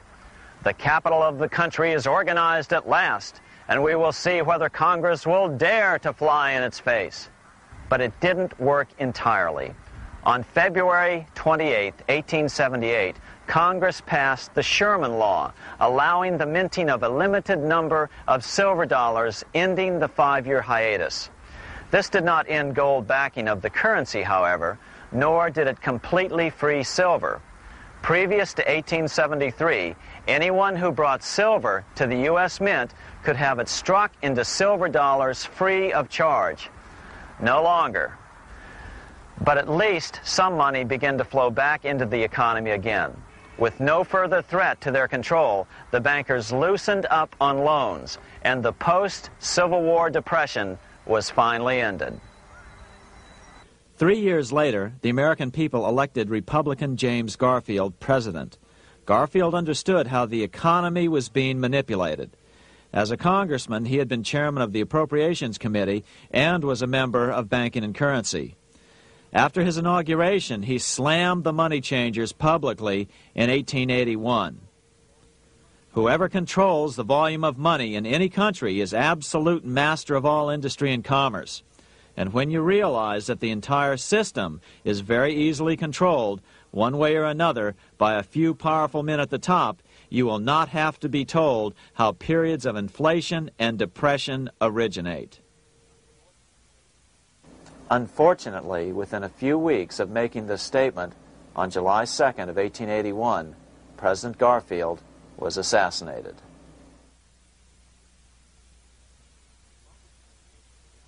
The money changers were gathering strength fast. They began a periodic fleecing of the flock, as they called it, by creating economic booms followed by further depressions so they could buy up thousands of homes and farms for pennies on the dollar. In 1891, the money changers prepared to take the American economy down again, and their methods and motives were laid out with shocking clarity in a memo sent out by the American Bankers Association, the ABA, an organization in which most bankers were members. Notice that this memo called for bankers to create a depression on a certain date 3 years in the future. According to the Congressional Record, here's how it read in part. On September 1st, 1894, we will not renew our loans under any consideration. On September 1st, we will demand our money. We will foreclose and become mortgagees in possession. We can take 2/3 of the farms west of the Mississippi and thousands of them east of the Mississippi as well at our price. Then the farmers will become tenants, as in England. These depressions could be controlled because America was on the gold money standard. Since gold is scarce, it's one of the easiest commodities to manipulate. People wanted silver money legalized again so they could escape the stranglehold the money changers had on gold money. People wanted silver money reinstated, reversing Mr. Said's Act of 1873, by then called the Crime of 73. By 1896, the issue of more silver money had become the central issue in the presidential campaign. William Jennings Bryan, a senator from Nebraska, ran for president as a Democrat on the free silver issue. At the Democratic National Convention in Chicago, he made an emotional speech which won him the nomination entitled Crown of Thorns and Cross of Gold. Though Bryan was only 36 years old at the time, this speech is widely regarded as the most famous oration ever made before a political convention. In the dramatic conclusion, Bryan said, "We will answer their demand for a gold standard by saying to them, you shall not press down upon the brow of labor this crown of thorns, you shall not crucify mankind upon a cross of gold." The bankers lavishly supported the Republican candidate, William McKinley, who favored the gold standard. The resulting contest was amongst the most fiercely contested presidential races in American history. Bryan made over 600 speeches in 27 states. The McKinley campaign got manufacturers and industrialists to inform their employees that if Bryan were elected, all factories and plants would close and there would be no work. The ruse succeeded. McKinley beat Bryan by a small margin. Bryan ran for president again in 1900 and in 1908, but fell short each time. During the 1912 Democratic Convention, Bryan was a powerful figure who helped Woodrow Wilson win the nomination. When Wilson became president, he appointed Bryan as Secretary of State, but Bryan soon became disenchanted with the Wilson administration. Bryan served only 2 years in the Wilson administration before resigning in 1915 over the highly suspicious sinking of the Lusitania, the event which was used to drive America into World War I. Although William Jennings Bryan never gained the presidency, his efforts delayed the money changers for 17 years from attaining their next goal, a new, privately owned central bank for America.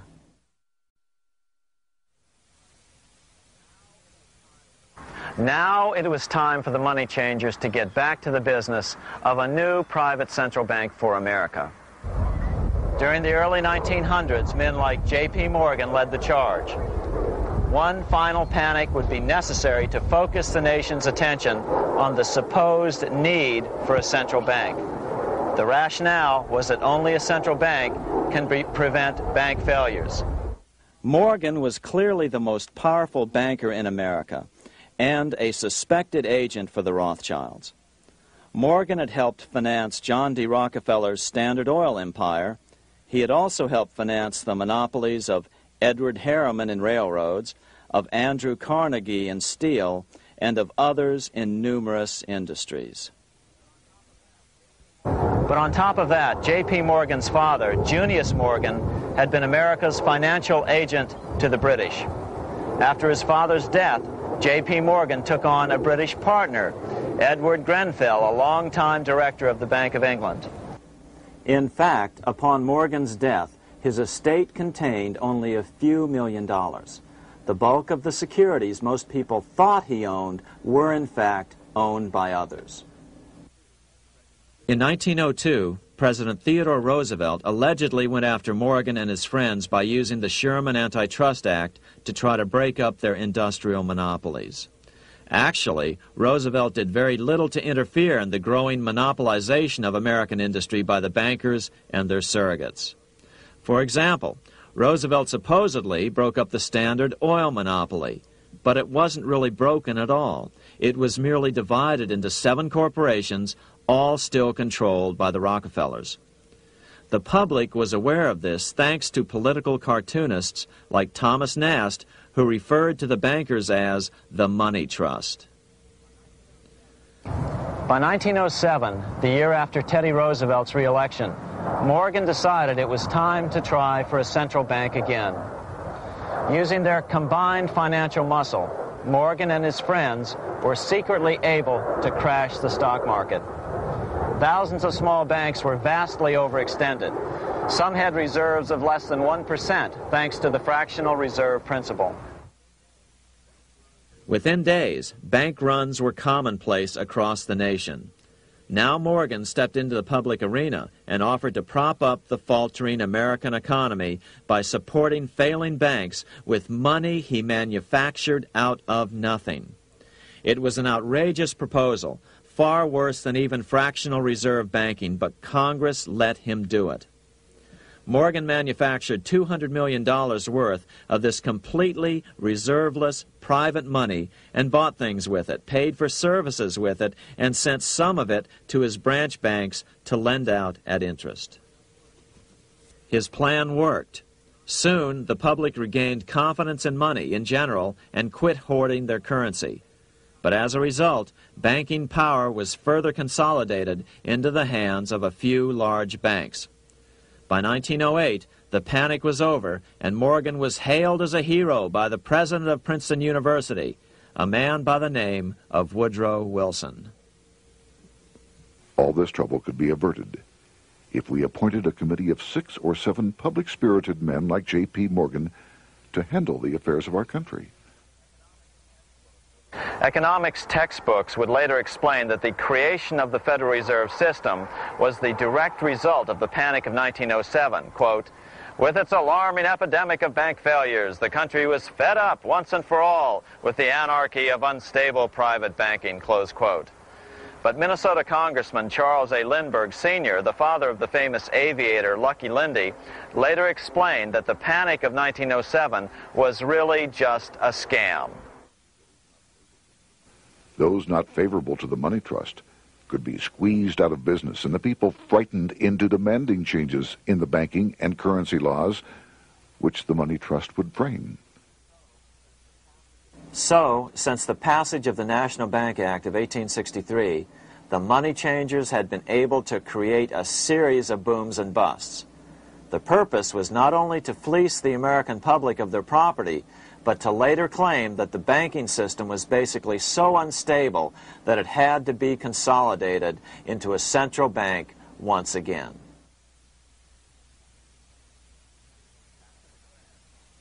After the crash, Teddy Roosevelt, in response to the panic of 1907, signed into law a bill creating something called the National Monetary Commission. The commission was to study the banking problem and make recommendations to Congress. Of course, the commission was packed with Morgan's friends and cronies. The chairman was a man named Senator Nelson Aldrich from Rhode Island. Aldrich represented the Newport, Rhode Island homes of America's richest banking families. His daughter married John D. Rockefeller, Jr., and together they had 5 sons: John, Nelson, who would become vice president in 1974, Lawrence, Winthrop, and David, the head of the Council on Foreign Relations and former chairman of Chase Manhattan Bank. As soon as the National Monetary Commission was set up, Senator Aldrich immediately embarked on a 2-year tour of Europe, where he consulted at length with the private central bankers in England, France, and Germany. The total cost of his trip alone to the taxpayers was $300,000, an astronomical sum in those days. Shortly after his return, on the evening of November 22, 1910, some of the wealthiest and most powerful men in America boarded Senator Aldrich's private rail car and in the strictest secrecy journeyed to this place, Jekyll Island, off the coast of Georgia. With the group came Paul Warburg. Warburg had been given a $500,000 per year salary to lobby for the passage of a privately owned central bank in America by the investment firm Kuhn, Loeb and Company. Warburg's partner in this firm was a man named Jacob Schiff, the grandson of the man who shared the Greenshield house with the Rothschild family in Frankfurt. Schiff, as we'll find out later, was in the process of spending $20 million to finance the overthrow of the Tsar in Russia.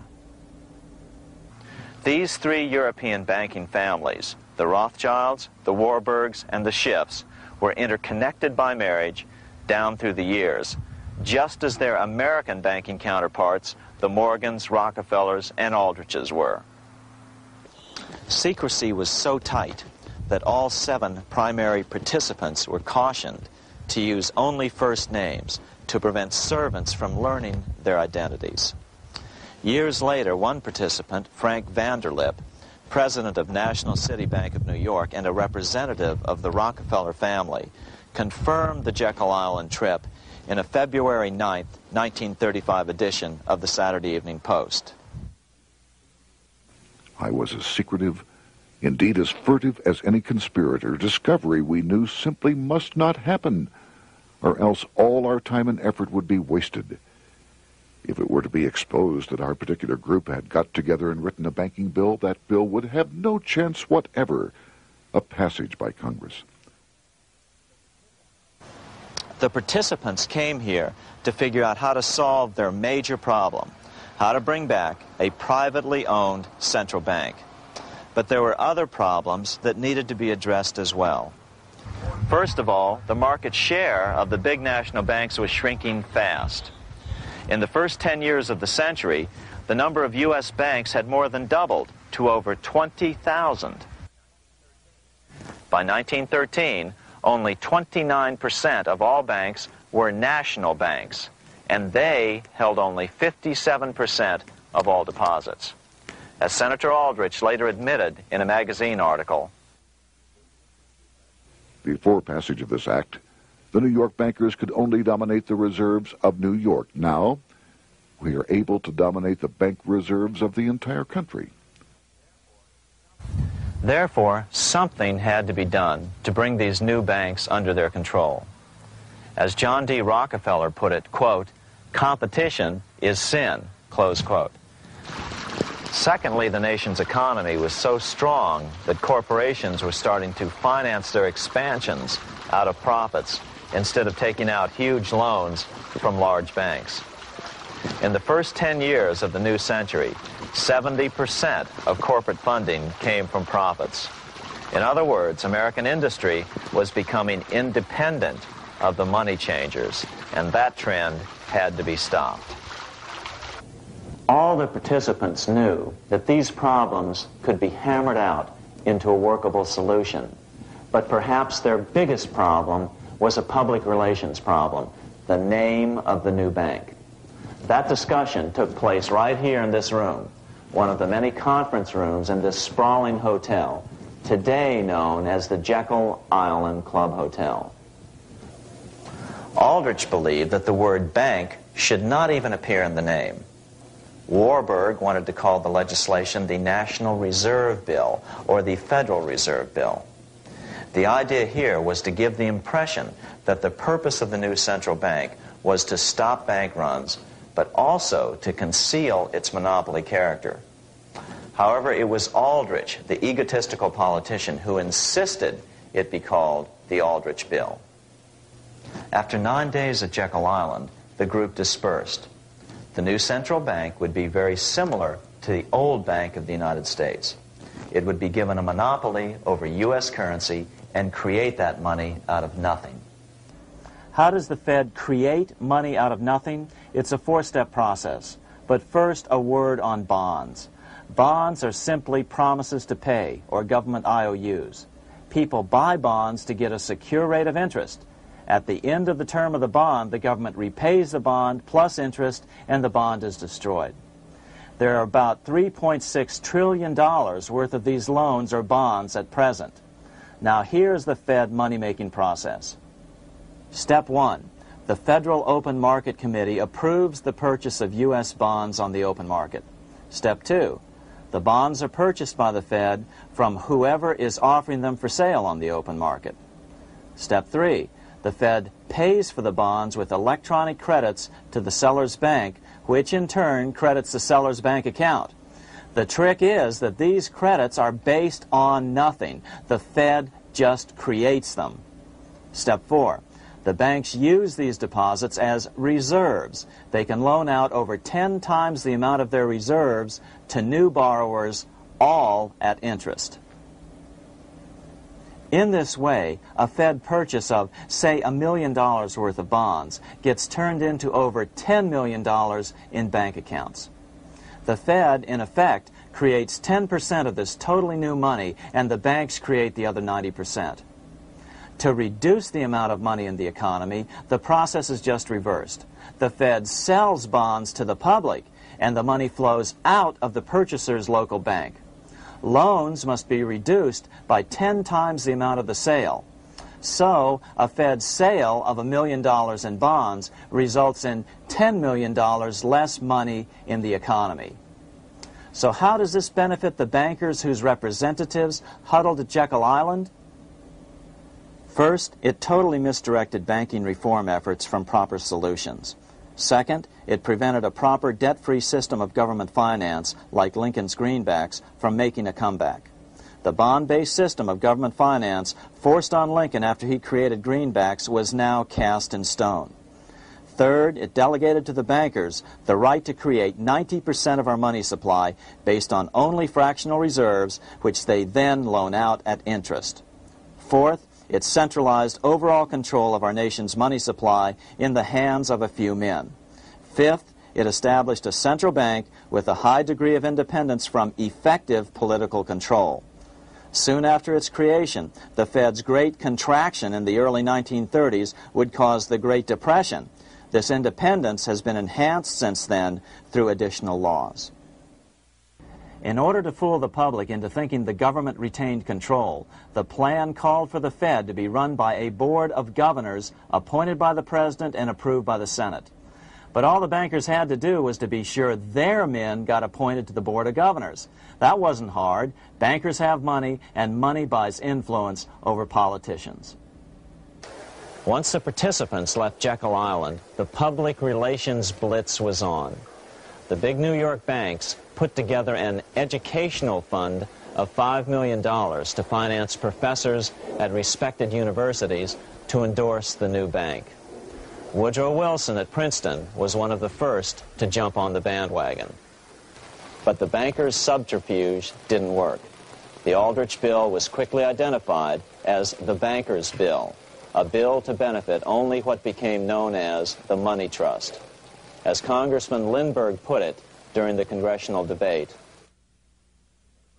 the Aldrich Plan is the Wall Street plan. It means another panic, if necessary, to intimidate the people. Aldrich, paid by the government to represent the people, proposes a plan for the trusts instead. Seeing they didn't have the votes to win in Congress, the Republican leadership never brought the Aldrich bill to a vote. The bankers quietly decided to move to track 2, the Democratic alternative. They began financing Woodrow Wilson as the Democratic nominee. As respected historian James Perloff put it, Wall Street financier Bernard Baruch was put in charge of Wilson's education. Baruch brought Wilson to the Democratic Party headquarters in New York in 1912, leading him like one would a poodle on a string.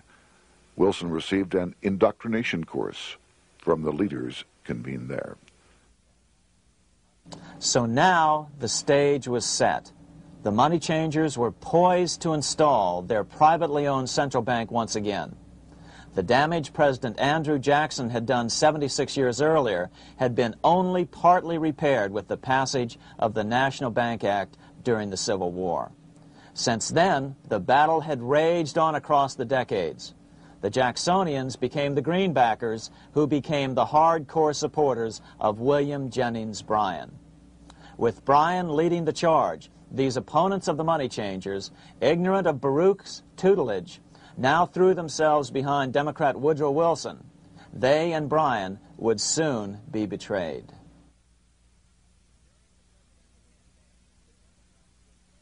During the presidential campaign, the Democrats were careful to pretend to oppose the Aldrich bill. As Representative Lewis McFadden, himself a Democrat, as well as chairman of the House Banking and Currency Committee, explained it 20 years after the fact. The Aldrich bill was condemned in the platform. When Woodrow Wilson was nominated, the men who ruled the Democratic Party promised the people that if they were returned to power, there would be no central bank established here while they held the reins of government. 13 months later, that promise was broken, and the Wilson administration, under the tutelage of those sinister Wall Street figures who stood behind Colonel House, established here in our free country the worm-eaten, monarchical institution of the King's Bank, to control us from the top downward and to shackle us from the cradle to the grave. Once Wilson was elected, Morgan, Warburg, Baruch, and company advanced a new plan, which Warburg named the Federal Reserve System. The Democratic leadership hailed the new bill, called the Glass-Owen Bill, as something radically different from the Aldrich bill. But in fact, the bill was virtually identical in every important detail.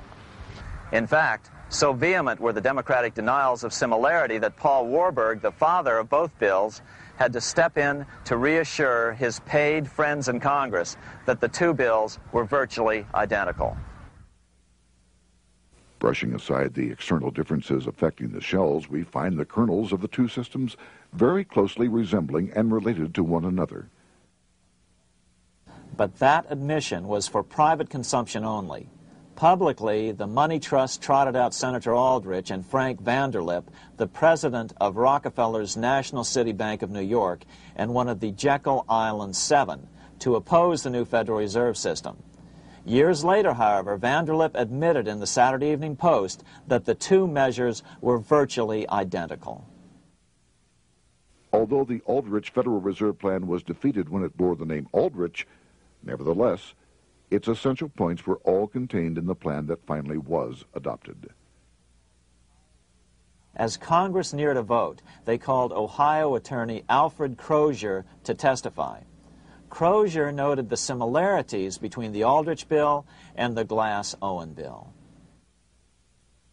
The bill grants just what Wall Street and the big banks for 25 years have been striving for: private instead of public control of currency. It, the Glass-Owen bill, does this as completely as the Aldrich bill. Both measures rob the government and the people of all effective control over the public's money, and vest in the banks exclusively the dangerous power to make money among the people scarce or plenty. During the debate on the measure, senators complained that the big banks were using their financial muscle to influence the outcome. "There are bankers in this country who are enemies of the public welfare," said one senator. What an understatement. Despite the charges of deceit and corruption, the bill was finally snuck through the Senate on December 22, 1913, after most senators had left town for the holidays, after having been assured by the leadership that nothing would be done until long after the Christmas recess. On the day the bill was passed, Congressman Lindbergh prophetically warned his countrymen that this act establishes the most gigantic trust on earth. When the president signs this bill, the invisible government by the monetary power will be legalized. The people may not know it immediately, but the day of reckoning is only a few years removed. The worst legislative crime of the ages is perpetrated by this banking bill.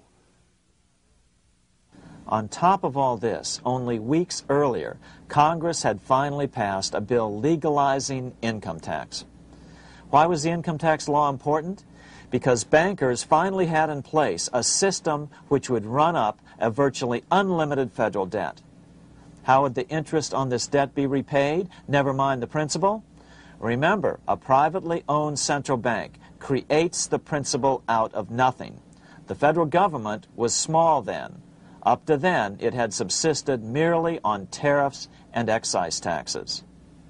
No, just as with the Bank of England, the interest payments had to be guaranteed by direct taxation of the people. The money changers knew that if they had to rely on contributions from the states, eventually the individual state legislatures would revolt and either refuse to pay the interest on their own money or at least bring political pressure to bear to keep the debt small. It is interesting to note that in 1895, the Supreme Court had found a similar income tax law to be unconstitutional. The Supreme Court even found a corporate income tax law unconstitutional in 1909. As a result, Senator Aldrich hustled a bill for a constitutional amendment allowing income tax through the Congress. The proposed 16th Amendment to the Constitution was then sent to the state legislatures for approval. But some critics claim that the 16th Amendment was never ratified by the necessary 3/4 of the states. In other words, the 16th Amendment may not be legal. But the money changers were in no mood to debate the fine points. By October of 1913, Senator Aldrich had hustled the income tax bill through Congress. Without the power to tax the people directly and bypass the states, the Federal Reserve Bill would be far less useful to those who wanted to drive America deeply into their debt. A year after the passage of the Federal Reserve Bill, Congressman Lindbergh explained how the Fed created what we have come to call the business cycle and how they use it to their advantage. To cause high prices, all the Federal Reserve Board will do will be to lower the rediscount rate, producing an expansion of credit and a rising stock market. Then, when businessmen are adjusted to these conditions, it can check prosperity in mid-career by arbitrarily raising the rate of interest. It can cause the pendulum of a rising and falling market to swing gently back and forth by slight changes in the discount rate, or cause violent fluctuations by a greater rate variation. And in either case, it will possess inside information as to financial conditions and advanced knowledge of the coming change, either up or down. This is the strangest, most dangerous advantage ever placed in the hands of a special privileged class by any government that ever existed. The system is private, conducted for the sole purpose of obtaining the greatest possible profits from the use of other people's money. They know in advance when to create panics to their advantage. They also know when to stop panic. Inflation and deflation work equally well for them when they control finance. Congressman Lindbergh was correct on all points. What he didn't realize was that most European nations had already fallen prey to the central bankers decades or centuries earlier. But he also mentions the interesting fact that only 1 year later, the Fed had cornered the market in gold. This is how he put it, quote, "Already, the Federal Reserve banks have cornered the gold and gold certificates," close quote.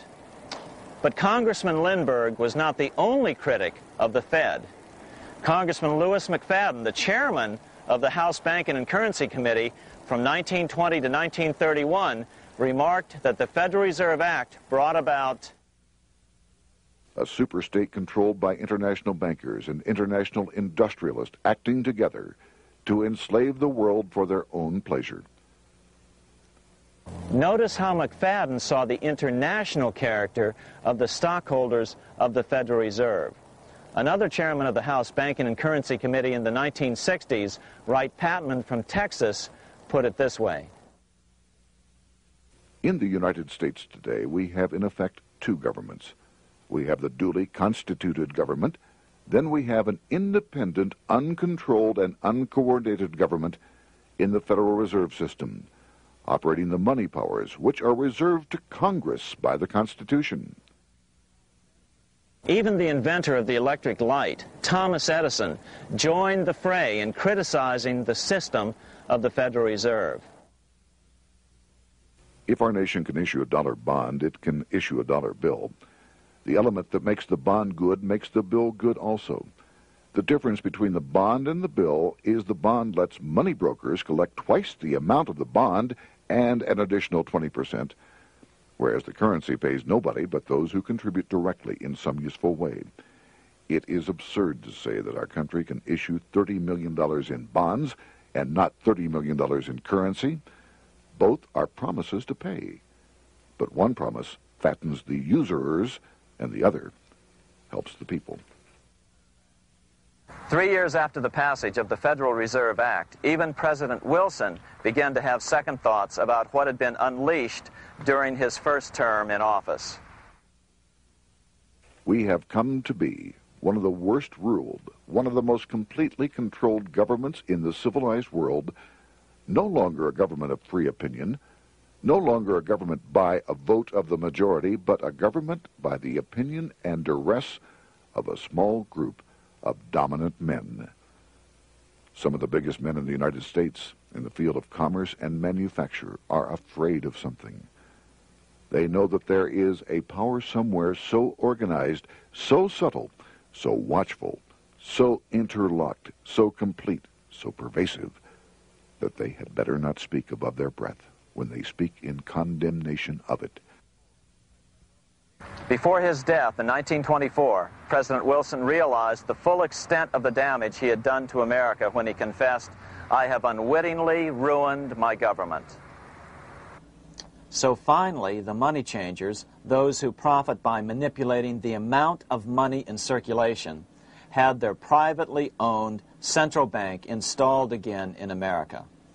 The major newspapers, which they also owned, hailed passage of the Federal Reserve Act of 1913, telling the public that now depressions could be scientifically prevented. The fact of the matter was that now depressions could be scientifically created.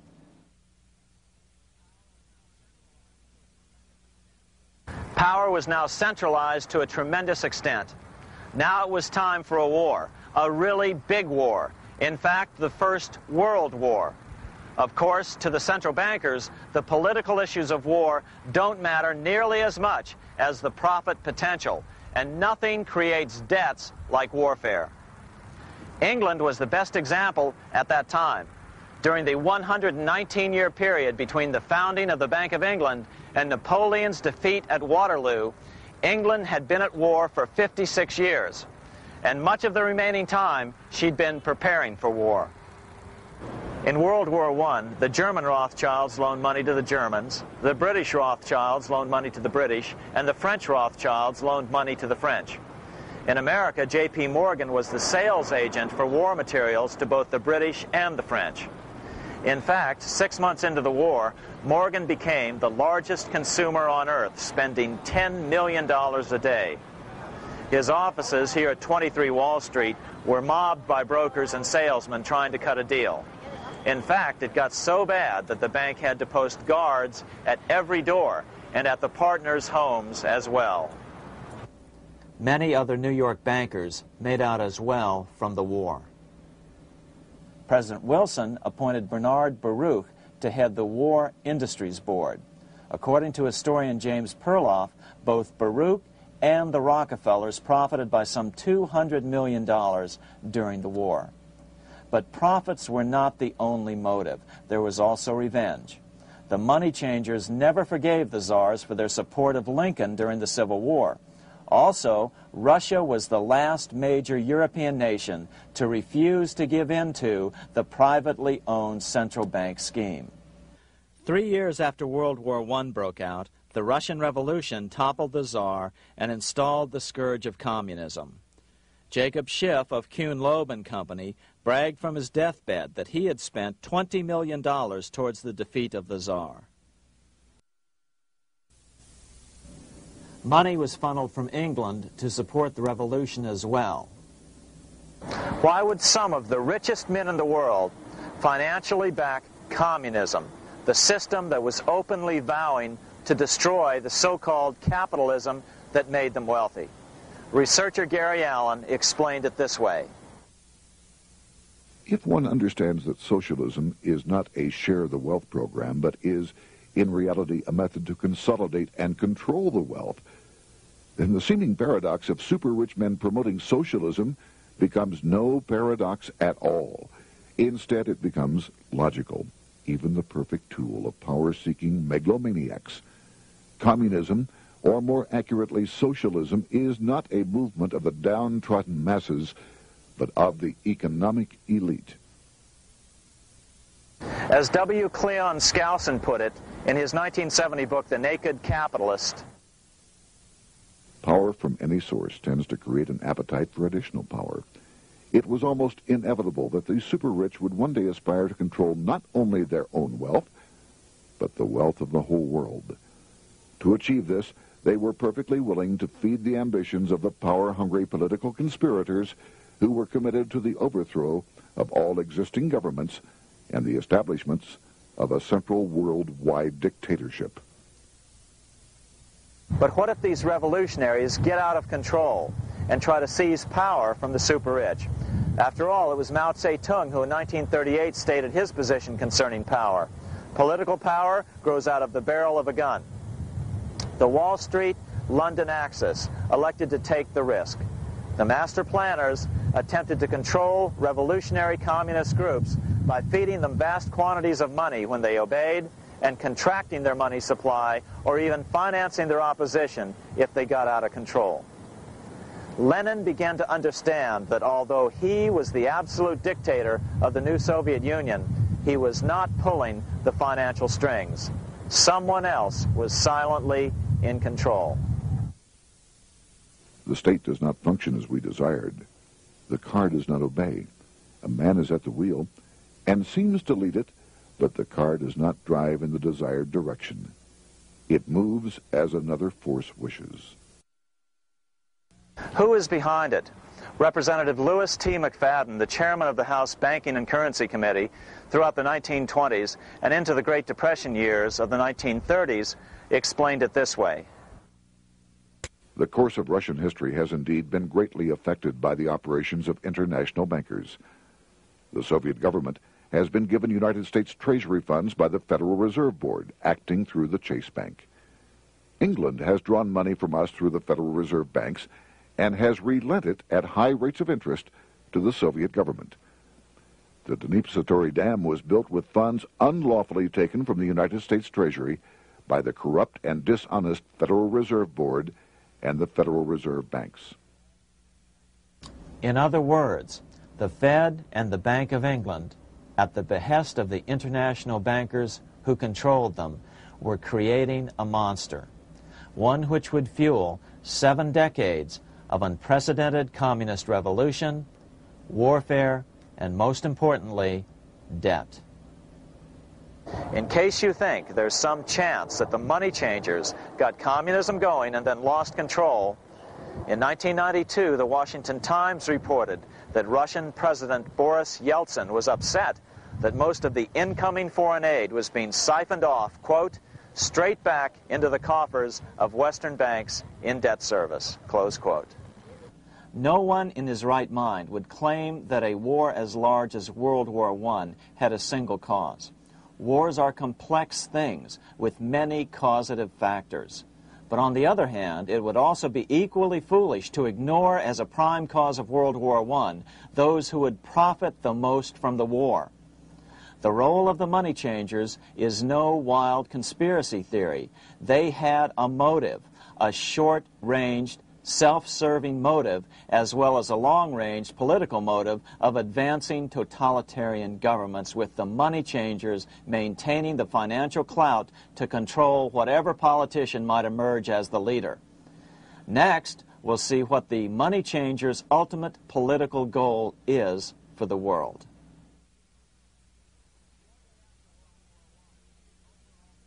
Shortly after World War I, the overall political agenda of the money changers began to be clear. Now that they controlled national economies individually, the next step was the ultimate form of consolidation, world government. The new world government proposal was given top priority at the Paris Peace Conference after World War I. It was called the League of Nations, but much to the surprise of Paul Warburg and Bernard Baruch, who attended the peace conference with President Wilson, the world was not yet ready to dissolve national boundaries. Nationalism still beats strong in the human breast. For example, Lord Curzon, the British Foreign Secretary, called the League of Nations a good joke, even though it was the stated policy of the British government to support it. To the humiliation of President Wilson, the U.S. Congress wouldn't ratify the League either. Despite the fact that it had been ratified by many other nations, without money flowing from the U.S. Treasury, the League died. After World War I, the American public had grown tired of the internationalist policies of Democrat Woodrow Wilson. In the presidential election of 1920, Republican Warren Harding won a landslide victory with over 60% of the vote. Harding was an ardent foe of both Bolshevism and the League of Nations.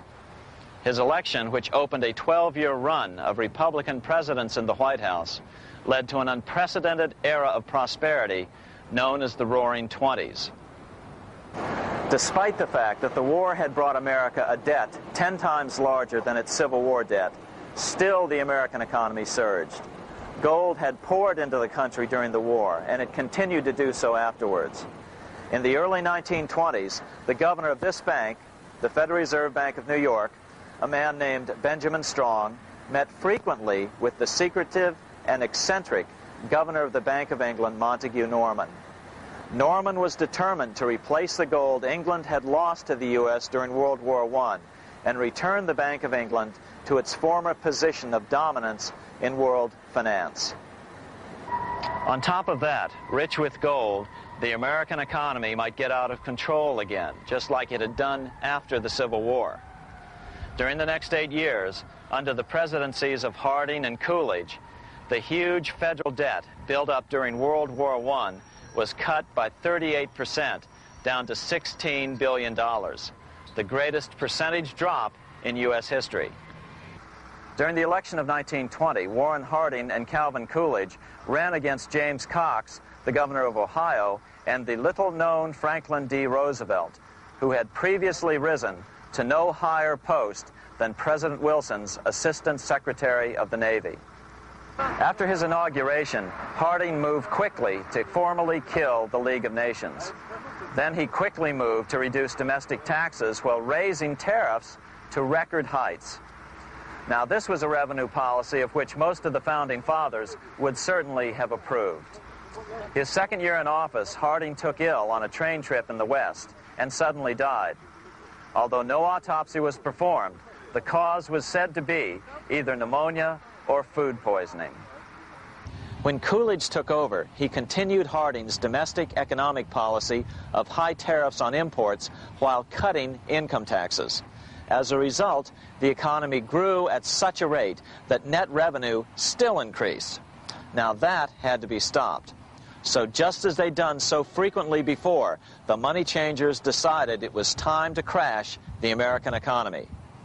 The Federal Reserve began flooding the country with money. They increased the money supply by 62% during these years. Money was plentiful. This is why it was known as the Roaring Twenties. Before his death in 1919, former President Teddy Roosevelt warned the American people what was going on. As reported in the March 27, 1922 edition of the New York Times, Roosevelt said, "These international bankers and Rockefeller Standard Oil interests control the majority of newspapers and the columns of these papers to club into submission or drive out of public office officials who refuse to do the bidding of the powerful, corrupt cliques which compose the invisible government."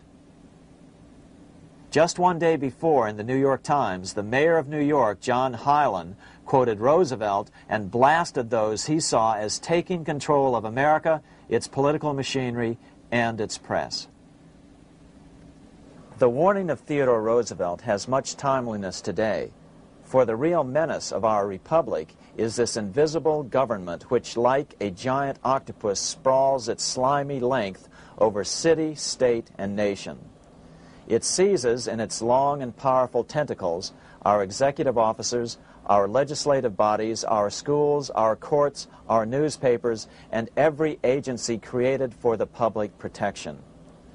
To depart from mere generalizations, let me say that at the head of this octopus are the Rockefeller Standard Oil interest and a small group of powerful banking houses generally referred to as the international bankers. The little coterie of powerful international bankers virtually run the United States government for their own selfish purposes. They practically control both parties, write political platforms, make cat's paws of party leaders, use the leading men of private organizations, and resort to every device to place in nomination for high public office only such candidates as will be amenable to the dictates of corrupt big business. These international bankers and Rockefeller Standard Oil interests control the majority of newspapers and magazines in this country. Why didn't people listen to such strong warnings and demand that Congress reverse its 1913 passage of the Federal Reserve Act? Because remember, it was the 1920s. A steady increase in bank loans contributed to a rising market. In other words, just as it is today, in times of prosperity, no one wants to worry about economic issues. But there was a dark side to all this prosperity. Businesses expanded and became strung out on credit. Speculation in the booming stock market became rampant. Although everything looked rosy, it was a castle made of sand. When all was in readiness, in April of 1929, Paul Warburg, the father of the Federal Reserve, sent out a secret advisory warning his friends that a collapse and nationwide depression was certain. In August of 1929, the Fed began to tighten money. It is not a coincidence that the biographies of all the Wall Street giants of that era, John D. Rockefeller, J.P. Morgan, Bernard Baruch, etc., all marvel that they got out of the stock market just before the crash and put all their assets in cash or gold. On October 24th, 1929, the big New York bankers called in their 24-hour broker call loans. This meant that both stockbrokers and customers had to dump their stocks on the market to cover their loans, no matter what price they had to sell them for. As a result, the market tumbled, and that day was known as Black Thursday. According to John Kenneth Galbraith, writing in The Great Crash, 1929, at the height of the selling frenzy, Bernard Baruch brought Winston Churchill into the visitors' gallery of the New York Stock Exchange here to witness the panic and impress him with his power over the wild events down on the floor. Congressman Louis McFadden, chairman of the House Committee on Banking and Currency from 1920 to 1931, knew who to blame. He accused the Fed and the international bankers of orchestrating the crash. It was not accidental. It was a carefully contrived occurrence. The international bankers sought to bring about a condition of despair here so that they might emerge as rulers of us all. But McFadden went even farther. He openly accused them of causing the crash in order to steal America's gold. In February 1931, in the midst of the Depression, he put it this way. I think it can hardly be disputed that the statesmen and financiers of Europe are ready to take almost any means to reacquire rapidly the gold stock which Europe lost to America as the result of World War I. Curtis Dahl, a broker for Lehman Brothers, was on the floor of the New York Stock Exchange the day of the crash. In his 1970 book, FDR, My Exploited Father-in-Law, he explained that the crash was triggered by the planned sudden shortage of call money in the New York money market. Actually, it was the calculated shearing of the public by the world money powers triggered by the planned sudden shortage of call money in the New York money market. Within a few weeks, $3 billion of wealth simply seemed to vanish. Within a year, $40 billion had been lost. But did it really disappear? Or was it simply consolidated in fewer hands? And what did the Federal Reserve do? Instead of moving to help the economy out by quickly lowering interest rates to stimulate the economy, the Fed continued to brutally contract the money supply further, deepening the Depression. Between 1929 and 1933, the Fed reduced the money supply by an additional 33%.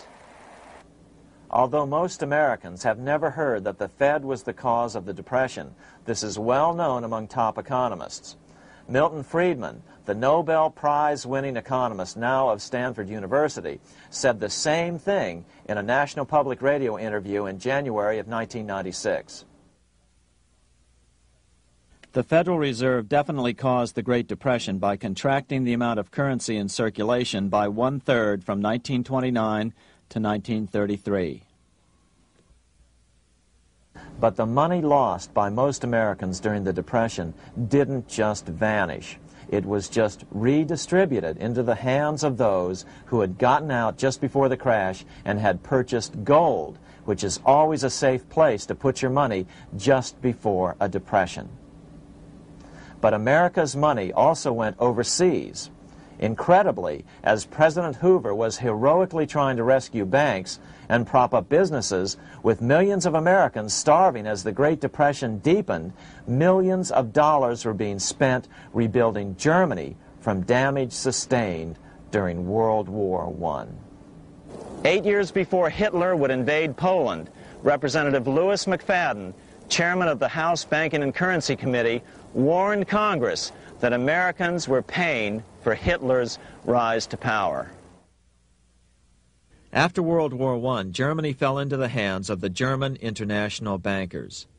Those bankers bought her, and they now own her lock, stock, and barrel. They have purchased her industries, they have mortgages on her soil, they control her production, they control all her public utilities. The international German bankers have subsidized the present government of Germany, and they have also supplied every dollar of the money Adolf Hitler has used in his lavish campaign to build up a threat to the government of Brüning. When Brüning fails to obey the orders of the German international bankers, Hitler is brought forth to scare the Germans into submission. Through the Federal Reserve Board, over $30 billion of American money has been pumped into Germany. You have all heard of the spending that's taken place in Germany. Modernistic dwellings, her great planetariums, her gymnasiums, her swimming pools, her fine public highways, her perfect factories. All this was done on our money. All this was given to Germany through the Federal Reserve Board. The Federal Reserve Board has pumped so many billions of dollars into Germany that they dare not name the total. Franklin D. Roosevelt was swept into office during the 1932 presidential election. Once Roosevelt was in office, however, sweeping emergency banking measures were immediately announced, which did nothing but increase the Fed's power over the money supply. Then, and only then, did the Fed finally begin to loosen the purse strings and feed new money out to the starving American people. At first, Roosevelt railed against the money changers as being the cause of the Depression. Believe it or not, this is what he said on March 4th, 1933, in his inaugural address. Practices of the unscrupulous money changers stand indicted in the court of public opinion, rejected by the hearts and minds of men. The money changers have fled from their high seats in the temple of our civilization. But 2 days later, Roosevelt declared a bank holiday and closed all banks. Later that year, Roosevelt outlawed private ownership of all gold bullion and all gold coins with the exception of rare coins. Most of the gold in the hands of the average American was in the form of gold coins. The new decree was, in effect, a confiscation. Those who didn't comply risk as much as 10 years in prison and a $10,000 fine, the equivalent of $100,000 today. Out in small-town America, some people didn't trust Roosevelt's order. Many were torn between keeping their hard-earned wealth or obeying the government. Those who did turn in their gold were paid the official price for it, $20.66 per ounce. So unpopular was the confiscation order that no one anywhere in government would take credit for authoring it. No congressman claimed it. At the signing ceremony, President Roosevelt made it clear to all present that he was not the author of it and publicly stated that he had not ever read it. Even his Secretary of the Treasury said he'd never read it either, saying it was, quote, what the experts wanted. Roosevelt convinced the public to give up their gold by saying that pooling the nation's resources was necessary to get America out of the Depression. With great fanfare, he ordered a new bullion depository built to hold the mountain of gold the U.S. government was illegally confiscating. By 1936, the U.S. bullion depository at Fort Knox was completed, and in January 1937, the gold began to flow into it. The rip-off of the ages was about to proceed. In 1935, once the gold had all been turned in, the official price of gold was suddenly raised to $35 per ounce. But the catch was, only foreigners could sell their gold at the new higher price. The money changers who had heeded Warburg's note and gotten out of the stock market just before the crash and bought gold at $20.66 per ounce, then shipped it to London, could now bring it back and sell it back to the government, nearly doubling their money while the average American starved. The Fort Knox Bullion Depository sits here in the middle of the Fort Knox Military Reservation, 30 miles southwest of Louisville, Kentucky. This was as close as we were permitted to get to the depository despite years of letters from members of Congress to allow our film crew inside. The 4-acre grounds immediately surrounding the building are guarded by an electrified steel fence, an open moat, and 4 machine-gun-armed guard pillboxes at the structure's corners. When the gold began arriving on January 13, 1937, there was unprecedented security. Thousands of official guests watched the arrival of a 9-car train from Philadelphia, guarded by armed soldiers, postal inspectors, Secret Servicemen, and guards from the U.S. Mint. It was all great theater. America's gold supply from across the land had been pooled, supposedly for the public benefit, and then safely tucked into Fort Knox. But all that security would soon be breached by the government itself. Now the stage was set for a really big war, one which would pile up debt far beyond that of World War I. For example, in 1944 alone, the U.S. national income was only $183 billion, yet $103 billion was spent on the war. This was 30 times the spending rate during World War I. In fact, the American taxpayer picked up 55% of the total Allied cost of the war. But equally important, virtually every nation involved in World War II greatly multiplied their debt. In the U.S., for example, federal debt went from $43 billion in 1940 up to $257 billion in 1950, an increase of 598%. Between 1940 and 1950, Japanese debt swelled 1,348%. French debt grew 583%, and Canadian debt soared 417%. After the war, the world was now divided into 2 economic camps: communist command economies on the one hand versus monopoly capitalists on the other, set to fight it out in one perpetual and highly profitable arms race. It was finally time for the central bankers to embark in earnest on their 3-step plan to centralize the economic systems of the entire world and finally bring about their global government or New World Order. The phases of this plan were: Step 1, central bank domination of national economies worldwide. Step 2, centralize regional economies through organizations such as the European Monetary Union and regional trade unions such as NAFTA. Step 3, centralize the world economy through a world central bank, a world money, and ending national independence through abolition of all tariffs by treaties like GATT. Step 1 was completed long ago. Steps 2 and 3 are far advanced, nearing completion. What about gold? Among central banks, the largest holder of gold is now the IMF. It and central banks now control 2/3 of the world's gold supply, giving them the ability to manipulate the gold market. Remember the money changer's golden rule: he who has the gold makes the rules. But before we get into solutions to our problem, let's take a look at what happened to all that gold in Fort Knox. Because if we don't understand that the gold has been stolen, we'll allow ourselves to be stampeded into the wrong solution, a gold-backed currency. Most Americans still believe that the gold is still here at Fort Knox. At the end of World War II, Fort Knox contained over 700 million ounces of gold, an incredible 70% of all the gold in the world. How much remains? No one knows. Despite the fact that federal law requires an annual physical audit of Fort Knox gold, the Treasury has consistently refused to conduct one. The truth is that a reliable audit of whatever remains here has not been conducted since President Eisenhower ordered one in 1953. Where did America's gold in Fort Knox go? Over the years, it was sold off to European money changers at the $35 per ounce price.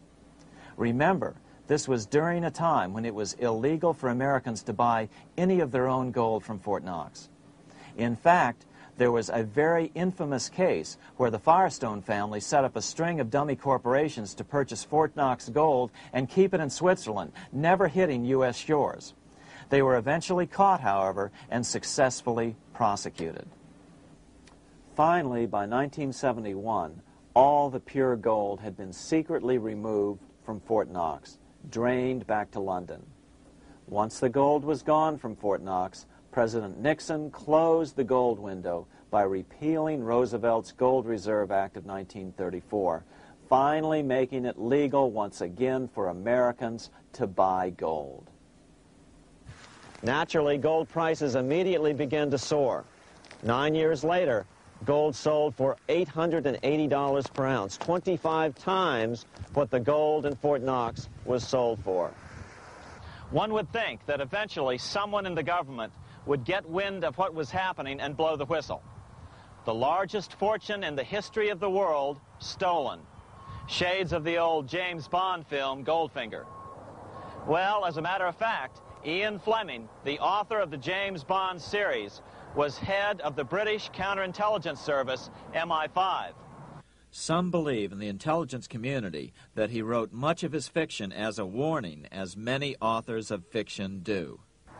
If the removal of all the good delivery gold from Fort Knox can be viewed as a deliberate raid on the U.S. Treasury, then such an operation might well have been years in the making, namely 40 years. Certainly enough time for Fleming to get wind of it and try to prevent it. So just how did the story of the Fort Knox gold robbery get out? It all started with an article in a New York periodical in 1974. The article charged that the Rockefeller family was manipulating the Federal Reserve to sell off Fort Knox gold at bargain basement prices to anonymous European speculators.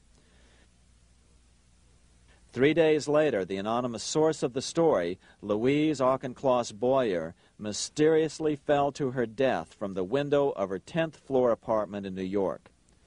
How would Mrs. Boyer have known of the Rockefeller connection to the Fort Knox gold heist? She was the longtime secretary of Nelson Rockefeller. For the next 14 years, this man, Ed Durrell, a wealthy Ohio industrialist, devoted himself to a quest for the truth concerning the Fort Knox gold. He wrote thousands of letters to over 1,000 government and banking officials, trying to find out how much gold was really left and where the rest of it had gone. Edith Roosevelt, the granddaughter of President Teddy Roosevelt, questioned the actions of the government in a March 1975 edition of the New Hampshire Sunday News. Allegations of missing gold from our Fort Knox vaults are being widely discussed in European financial circles. But what is puzzling is that the administration is not hastening to demonstrate conclusively that there is no cause for concern over our gold treasure, if indeed it is in a position to do so. Unfortunately, Ed Durrell never did accomplish his primary goal, a full audit of the gold reserves in Fort Knox. It's incredible that the world's greatest treasure has had little accounting or auditing. This gold belonged to the American people, not the Federal Reserve and their foreign owners. One thing is certain, the government could blow all of this speculation away in a few days with a well-publicized audit under the searing lights of media cameras. It has chosen not to do so. One must conclude that they are afraid of the truth such an audit would reveal. What is the government so afraid of? Here's the answer. When President Ronald Reagan took office in 1981, his conservative friends urged him to study the feasibility of returning to a gold standard as the only way to curb government spending. It sounded like a reasonable alternative, so President Reagan appointed a group of men called the Gold Commission to study the situation and report back to Congress. What Reagan's Gold Commission reported back to Congress in 1982 was the following shocking revelation concerning gold. The U.S. Treasury owned no gold at all. All the gold that was left in Fort Knox was now owned by the Federal Reserve, a group of private bankers, as collateral against the national debt. The truth of the matter is that never before has so much money been stolen from the hands of the general public and put into the hands of a small group of private investors, the money changers.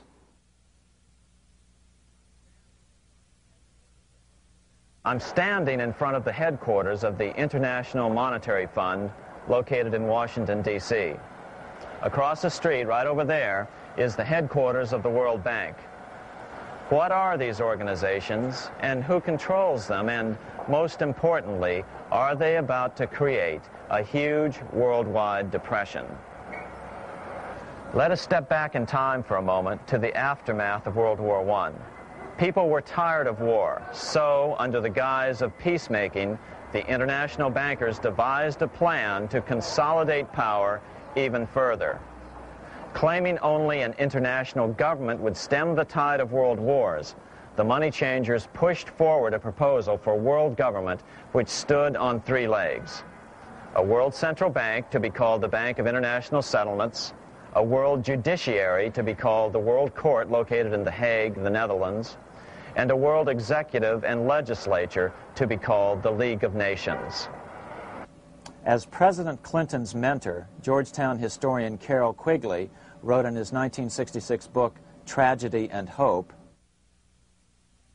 the powers of financial capitalism had a far-reaching plan, nothing less than to create a world system of financial control in private hands, able to dominate the political system of each country and the economy of the world as a whole.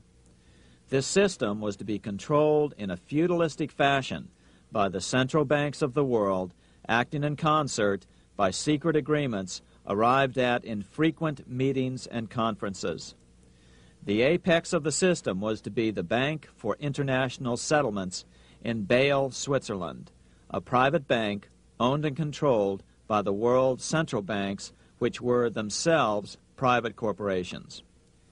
Each central bank sought to dominate its government by its ability to control treasury loans, to manipulate foreign exchanges, to influence the level of economic activity in the country, and to influence cooperative politicians by subsequent economic rewards in the business world.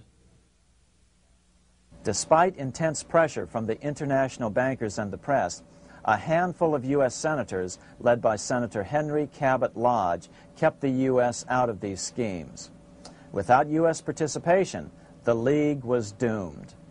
Incredibly, even though the U.S. rejected the World Central Bank, the BIS, the New York Federal Reserve ignored its government and arrogantly sent representatives to Switzerland to participate in the central bankers' meeting right up until 1994, when the U.S. was finally officially dragged into it. Their world government schemes thwarted, the bankers resorted to the old formula, another war to wear down the resistance to world government while reaping handsome profits. To this end, Wall Street helped resurrect Germany through the Thyssen banks, which were affiliated with the Harriman interest in New York, just as the Chase Bank had assisted in the financing of the Bolshevik Revolution in Russia during World War I. Chase Bank was controlled by the Rockefeller family. Subsequently, it was merged with Warburg's Manhattan Bank to form the Chase Manhattan Bank. Now this has merged with Chemical Bank of New York, making it the largest Wall Street bank. Their strategy worked. Even before World War II was over, world government was back on track. In 1944, at Bretton Woods, New Hampshire, the International Monetary Fund and the World Bank were approved with full U.S. participation. The Second League of Nations, renamed the United Nations, was approved in 1945. Soon, a new international court system was functioning as well. All effective opposition to these international bodies before the war had evaporated in the heat of war, just as planned. These new organizations simply repeated on a world scale what the National Banking Act of 1864 and the Federal Reserve Act of 1913 had established in the U.S. They created a banking cartel composed of the world's central banks, which gradually assumed the power to dictate credit policies to the banks of all the nations.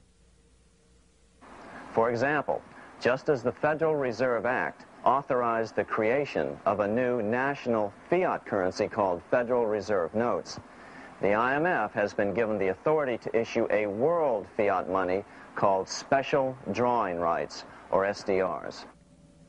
To date, the IMF has created in excess of $30 billion worth of SDRs. Member nations are being pressured to make their currencies fully exchangeable for SDRs. In 1968, Congress approved laws authorizing the Fed to accept SDRs as reserves in the U.S. and to issue Federal Reserve notes in exchange for SDRs. What does that mean? It means that in the U.S., SDRs are already a part of our lawful money. And what about gold? SDRs are already partially backed by gold. And with 2/3 of world gold now in the hands of central banks, the money changers can go about structuring the world's economic future in whichever way they deem most profitable. Keep in mind, just as the Fed is controlled by its Board of Governors, the IMF is controlled by its Board of Governors, which are either the heads of the different central banks or the heads of the various national treasury departments dominated by their central banks. Voting power in the IMF gives the U.S. and the UK, that is to say the Fed and the Bank of England, effective control. Just as the Fed controls the amount of money in the U.S., the BIS, IMF, and World Bank control the money supply for the world. So we see the repetition of the old goldsmith's fraud replicated on the national scale with central banks like the Fed and on the international scale by the three arms of the world central bank. Is this organization of the BIS, the IMF, and the World Bank, which we refer to collectively as the World Central Bank, presently expanding and contracting world credit? Yes. Regulations put into effect in 1988 by the BIS required the world's bankers to raise their capital and reserves to 8% of liabilities by 1992. Increased capital requirements put an upper limit to the fractional reserve lending, similar to the way cash reserve requirements do. What has this seemingly insignificant regulation made in a Swiss city 8 years ago meant to the world? It means our banks cannot loan more and more money to buy more and more time before the next depression, as a maximum loan ratio is now set. It means those nations with the lowest bank reserves in their systems have already felt the terrible effects of this credit contraction as their banks scrambled to raise money to increase their reserves to 8%. To raise the money, they had to sell stocks, which depressed their stock markets and began the depression first in their countries. Japan, which in 1988 had among the lowest capital and reserve requirements and thus was the most affected by the regulation, has experienced a financial crash which began almost immediately in 1989, which has wiped out a staggering 50% of the value of its stock market since 1990 and 60% of the value of its commercial real estate. The Bank of Japan has lowered its interest rates to 0.5%, practically giving away money to resurrect the economy, but still the depression worsens. Due to the $20 billion U.S. bailout of Mexico, the financial collapse in that nation is already known here. Yet despite the bailout, the economy continues to be a disaster. One huge debt after another is rolled over as new loans are being made simply to enable Mexico to pay the interest on the old loans. In the south of Mexico, the poor have been in open revolt as every spare peso is being siphoned out of the country to make interest payments. It is important to note that a radical transfer of power is taking place as nations become subservient to a supranational world central bank controlled by a handful of the world's richest bankers. As the IMF creates more and more SDRs by the stroke of a pen on IMF ledgers, more and more nations borrow them to pay interest on their mounting debts and gradually fall under the control of the faceless bureaucrats of the World Central Bank. As the worldwide depression worsens and spreads, this will give the World Central Bank the power of economic life and death over these nations. It will decide which nations will be permitted to receive further loans and which nations will starve. Despite all the rhetoric about development and the alleviation of poverty, the result is a steady transfer of wealth from the debtor nations to the money changers' central banks which control the IMF and the World Bank. For example, in 1992, the Third World debtor nations, which borrowed from the World Bank, paid $198 million more to the central banks of the developed nations for World Bank-funded purposes than they received from the World Bank.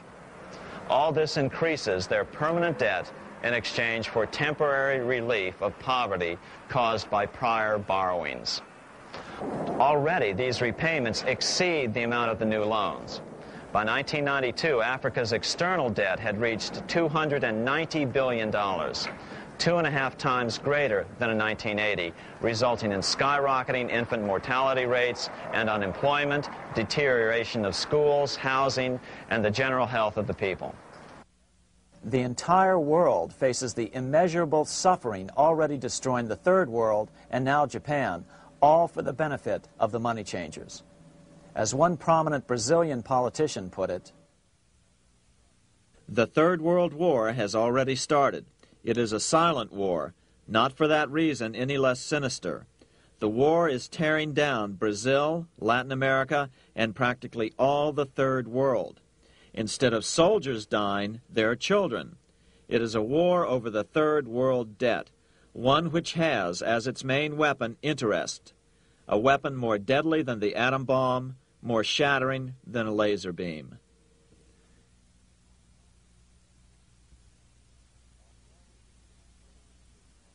Although it would be absurd to ignore the pivotal role played by influential families such as the Rothschilds, the Warburgs, the Schiffs, the Morgans, and the Rockefellers in any review of the history of central banking and fractional banking, keep in mind, by now, central banks and the large commercial banks are up to 3 centuries old and deeply entrenched in the economic life of many nations. These banks are no longer dependent on clever individuals such as a Nathan Rothschild. Years ago, the question of ownership was important, but no longer. For example, both the Bank of England and the Bank of France were nationalized after World War II, and nothing changed, nothing at all.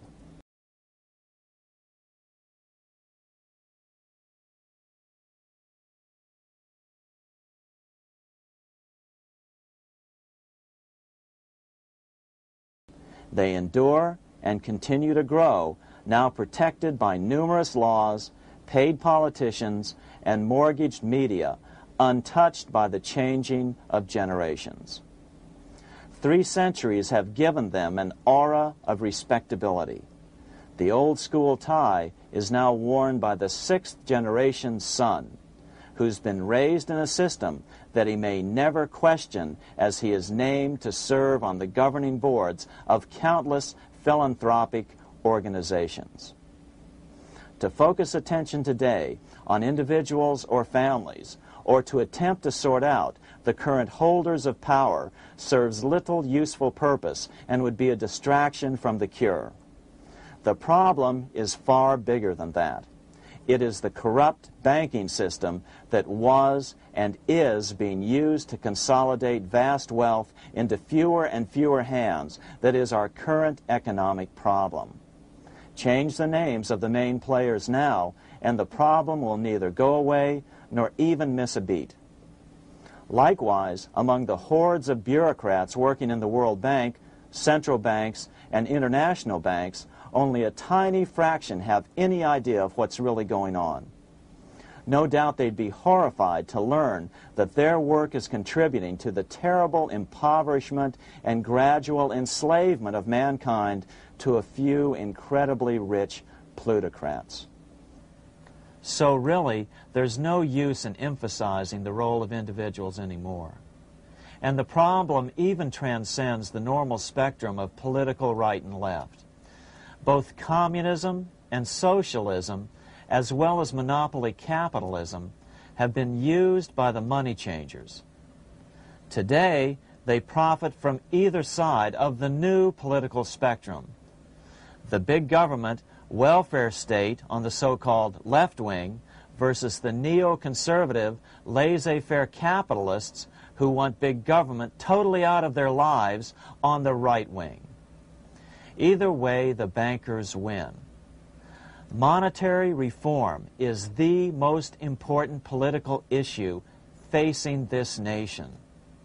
That clarified, let's proceed to the conclusions in the spirit Lincoln declared, with malice towards none, with charity towards all. At the start of this video, we ask a number of troubling questions. Let's be sure we've answered them. What's going on in America today? Why are we over our heads in debt? Why can't the politicians bring debt under control? Why are we over our heads in debt? Because we're laboring under a debt money system that is designed and controlled by private bankers. Now, some will argue that the Federal Reserve System is a quasi-governmental agency.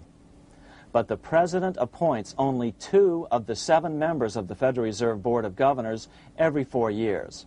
And he appoints them to 14-year terms, far longer than his own.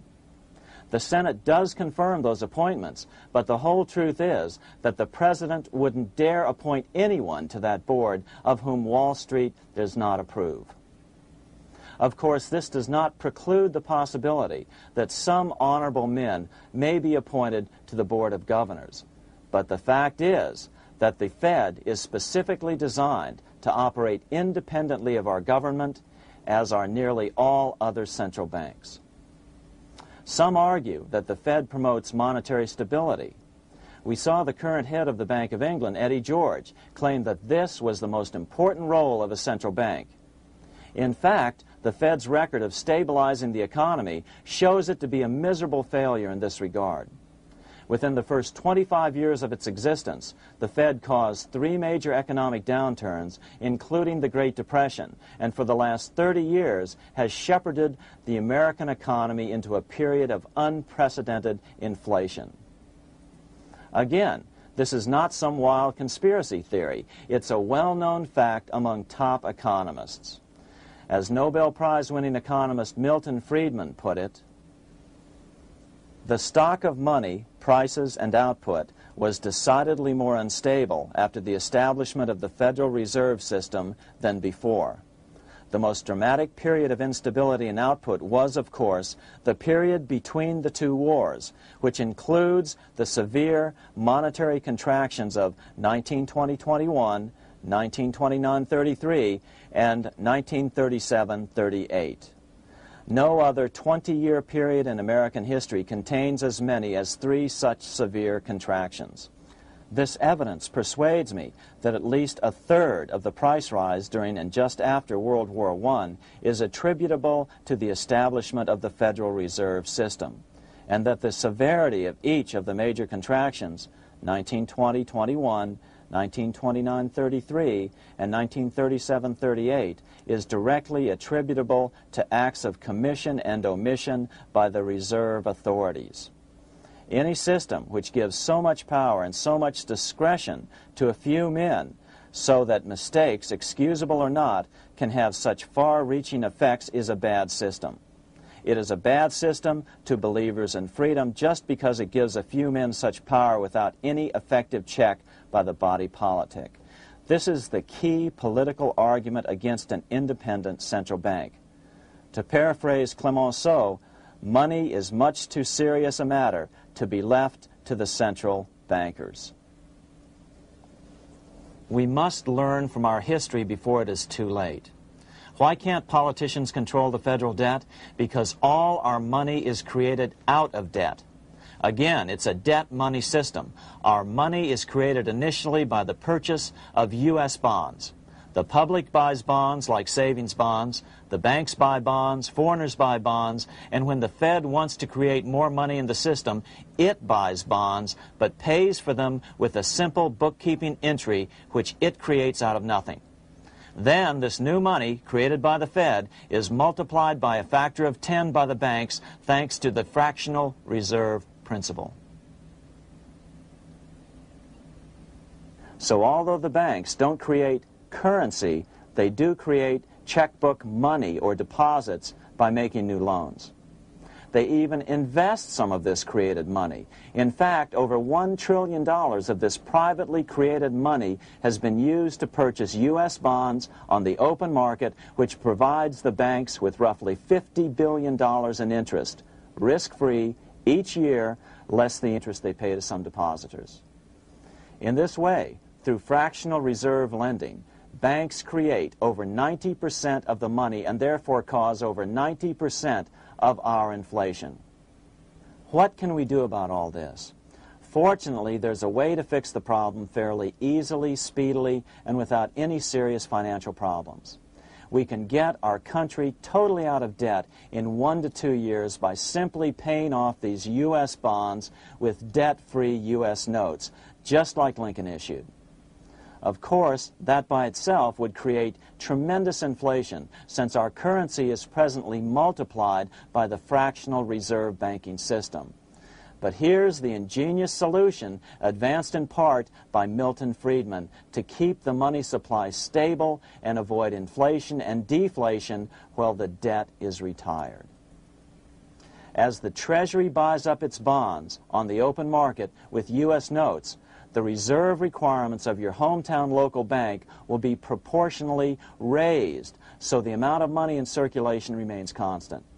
As those holding bonds are paid off in U.S. notes, they will deposit this money, thus making available the currency then needed by the banks to increase their reserves. Once all the U.S. bonds are replaced with U.S. notes, banks will be at 100% reserve banking instead of the fractional reserve system currently in use. From this point on, the former Fed buildings will only be needed as a central clearinghouse for checks and as vaults for U.S. notes. The Federal Reserve Act will no longer be necessary and could be repealed. Monetary power can be transferred back to the Treasury Department. There would be no further creation or contraction of money by banks. By doing it this way, our national debt can be paid off in a single year or so, and the Fed and fractional reserve banking abolished without national bankruptcy, financial collapse, inflation or deflation, or any significant change in the way the average American goes about his business. To the average person, the primary difference would be that for the first time since the Federal Reserve Act was passed in 1913, taxes would begin to go down. Now there's a real national blessing for you, rather than for Hamilton's banker friends. Now let's take a look at these proposals in more detail. Here are the main provisions of a Monetary Reform Act which needs to be passed by Congress. We've drafted a proposed Monetary Reform Act which follows at the end of this tape. Of course, variations with the same results would be equally welcome. 1. Pay off the debt with debt-free U.S. notes. As Thomas Edison put it, if the U.S. can issue a dollar bond, it can issue a dollar bill. They both rest purely on the faith and credit of the United States government. This amounts to a simple substitution of one type of government obligation for another. One bears interest, the other doesn't. Federal Reserve notes could be used for this as well, but could not be printed after the Fed's abolished as we propose, so we suggest using U.S. notes instead. 2. Abolish fractional reserve banking. As the debt is paid off, the reserve requirements of all banks and financial institutions would be raised proportionally at the same time to absorb the new U.S. notes, which would be deposited and become the bank's increased reserves. Towards the end of the first year of the transition period, the remaining liabilities of financial institutions would be assumed or acquired by the U.S. government in a one-time operation. In other words, they too would eventually be paid off with debt-free U.S. notes in order to keep the total money supply stable. At the end of the first year or so, all of the national debt would be paid, and we could start enjoying the benefits of full reserve banking.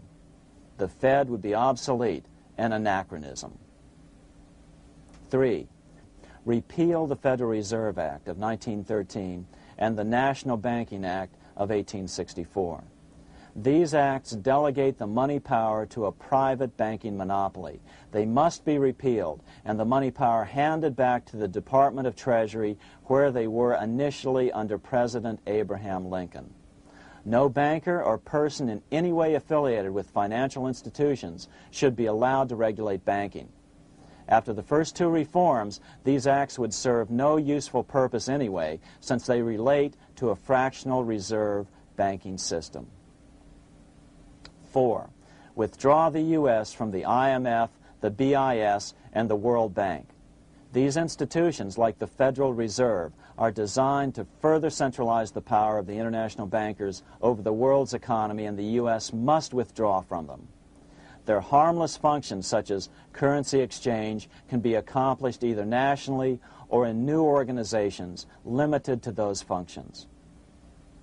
Such a monetary reform act would guarantee that the amount of money in circulation would stay very stable, causing neither inflation nor deflation. Remember, for the last 3 decades, the Fed has doubled the American money supply every 10 years. That fact and fractional reserve banking are the real causes of inflation and the reduction in our buying power, a hidden tax. These and other taxes are the real reasons both parents now have to work just to get by. The money supply should increase slowly to keep prices stable, roughly in proportion to population growth, about 3% per year, not at the whim of a group of bankers meeting in secret. In fact, all future decisions on how much money will be in the American economy must be made based on statistics of population growth and the price level index. The new monetary regulators and the Treasury Department, perhaps called the Monetary Committee, would have absolutely no discretion in this matter except in time of declared war. This would ensure a steady, stable money growth of roughly 3% per year, resulting in stable prices and no sharp changes in the money supply. To make certain the process is completely open and honest, all deliberations would be public, not secret, as meetings of the Fed's Board of Governors are today. How do we know this will work? Because these steps remove the 2 major causes of economic instability, the Fed and fractional reserve banking, and the newest one as well, the BIS, Bank of International Settlements. But most importantly, the danger of a severe depression would be eliminated. Let's listen to Milton Friedman on the single cause of severe economic depressions. I know of no severe depression in any country or any time that was not accompanied by a sharp decline in the stock of money, and equally of no sharp decline in the stock of money that was not accompanied by a severe depression. Issuing our own currency is not a radical solution. It's been advocated by Presidents Jefferson, Madison, Jackson, Van Buren, and Lincoln. but it's been used at different times throughout Europe as well. Perhaps the best example is one of the small islands off the coast of France in the English Channel. Called Guernsey, it's been using debt-free money issues to pay for large building projects for nearly 200 years. Here we are on Guernsey, and this is the Guernsey Flower and Vegetable Market. Guernsey is one of the most successful examples of just how well a debt-free money system can work. In 1815, a committee was appointed to investigate how best to finance this new market. The impoverished island could not afford more new taxes, so the state's fathers decided to try a revolutionary idea: issue their own paper money. They were just colorful paper notes, backed by nothing, but the people of this tiny island agreed to accept them and trade with them.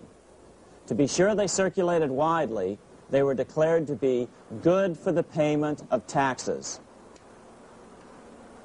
Of course, this idea was nothing new.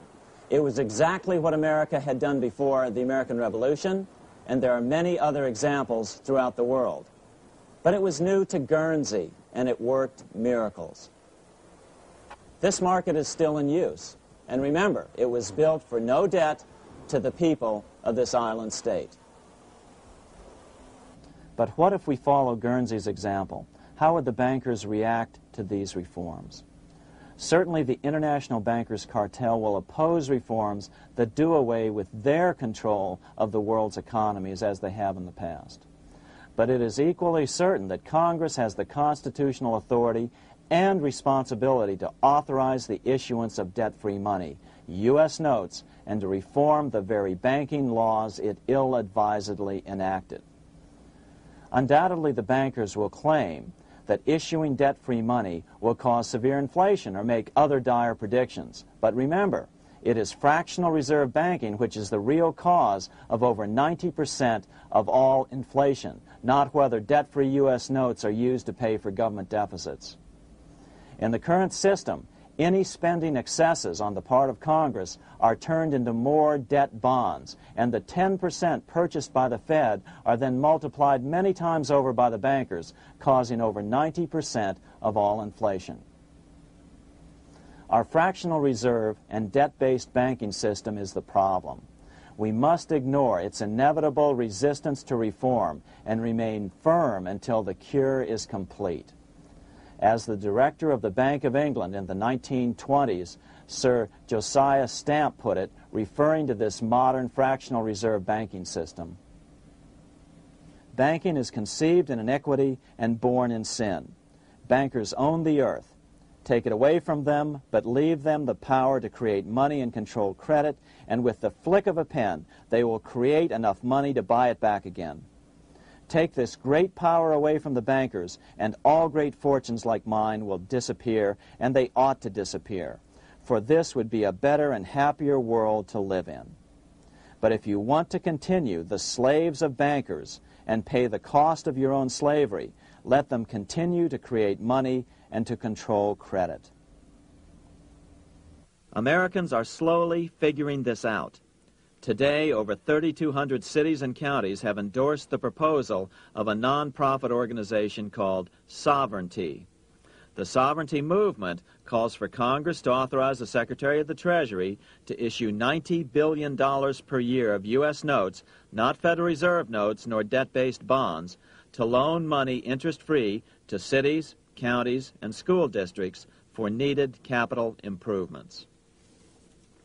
Remarkably, and to their praise, the Community Bankers Association of Illinois, representing 515 member banks, has endorsed this sovereignty proposal, a good step in the right direction. As Milton Friedman has repeatedly pointed out, no severe depression can occur without a severe contraction of money. In our system, only the Fed, the Bank of International Settlements, with U.S. bankers' cooperation, or a combination of the largest Wall Street banks could cause a depression. In other words, our economy is so huge and resilient, a depression just can't happen by accident. Unless we reform our banking system, they will always have that power. They can pull the plug on our economy any time they choose. The only solution is to abolish the Fed and the fractional reserve banking system and withdraw from the BIS. Only that will break the power of the international bankers over our economy. And keep in mind, a stock market crash itself cannot cause a severe depression. Only the severe contraction of our money supply can cause a severe depression. The stock market crash of 1929 only wiped out market speculators, mostly the small to medium ones, resulting in $3 billion in wealth changing hands. But it served as a smokescreen for a 33% contraction in credit by the Fed over the next 4 years, which resulted in over $40 billion in wealth from the American middle class being transferred to the big banks. Then, despite impotent howls of protest from a divided Congress, the independent Fed kept the money supply contracted for a full decade. Only World War II ended the terrible suffering the Fed inflicted on the American people. In a depression, the remaining wealth of the debt-burdened American middle class will be wiped out by unemployment, declining wages, and the resulting foreclosures. If we start to act to reform our monetary system, the money changers may do what they did in 1929 and then the 1930s, crash the stock market and use that as a smokescreen while contracting the money supply. But if we're determined to fight to regain control over our money, we can come out of it fairly quickly, perhaps in only a very few months, as U.S. notes begin to circulate and replace the money withdrawn by the bankers. The longer we wait, the greater the danger we'll permanently lose control of our nation. But some still wonder why the international bankers would want to cause a depression. Wouldn't that be killing the goose that is currently laying all those golden interest eggs? Remember what Larry Bates said at the first of this videotape. You see, in periods of economic upheaval, in economic crisis, wealth is not destroyed. It is merely transferred. Do we have any hints as to what the money changers have in store for us? Here's what David Rockefeller, the chairman of Chase Manhattan Bank, the largest Wall Street bank, had to say. We are on the verge of a global transformation. All we need is the right major crisis and the nation will accept the New World Order. So, crisis is needed to fulfill their plans quickly. The only question is when the crisis will occur. Fortunately, we probably have a little time. It's unlikely that this crisis will occur before the 1996 elections, but after that, the danger begins rising. But whether or not they decide to cause a crash or a depression through relentless increases in taxes and the loss of hundreds of thousands of jobs being sent overseas thanks to trade agreements such as GATT and NAFTA, the American middle class is an endangered species. Cheaper labor, including slave labor in Red China, which Harry Wu has heroically documented, is being used to compete with American labor. In other words, money is being consolidated in fewer and fewer hands as never before in the history of this nation or the world. Without reform, the American middle class will soon be extinct, leaving only the very rich few and the very many poor, as has already occurred in most of the world. We've been warned of all this by congressmen, presidents, industrialists, and economists down through the years. Religious leaders, too, have seen the danger. About 1898, during the time of William Jennings Bryan, Pope Leo XIII put it this way.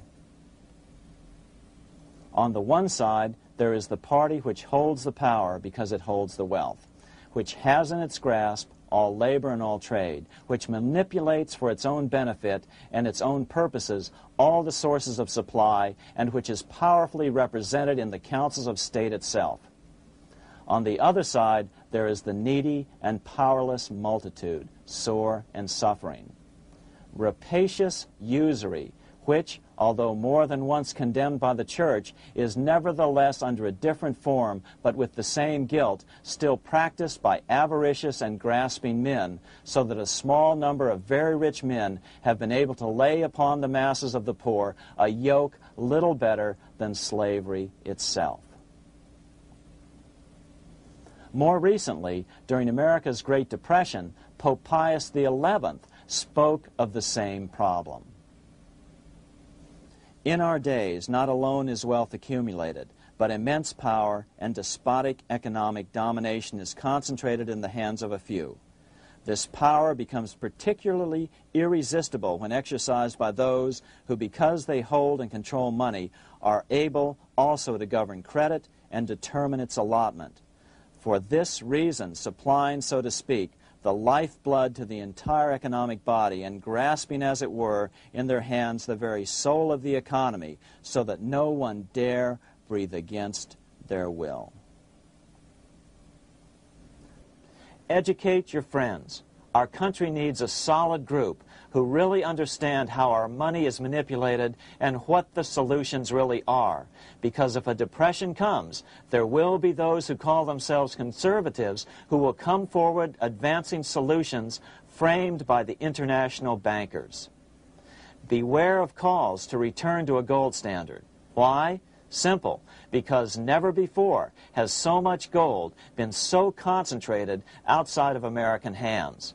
And never before has so much gold been in the hands of international governmental bodies such as the World Bank and International Monetary Fund.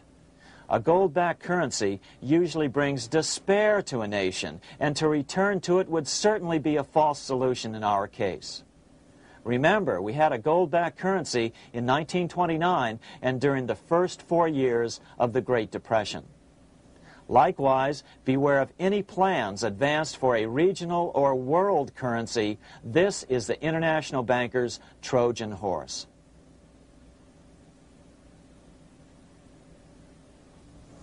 Educate your member of Congress. It only takes a few persuasive members to make the others pay attention. Most congressmen just don't understand the system.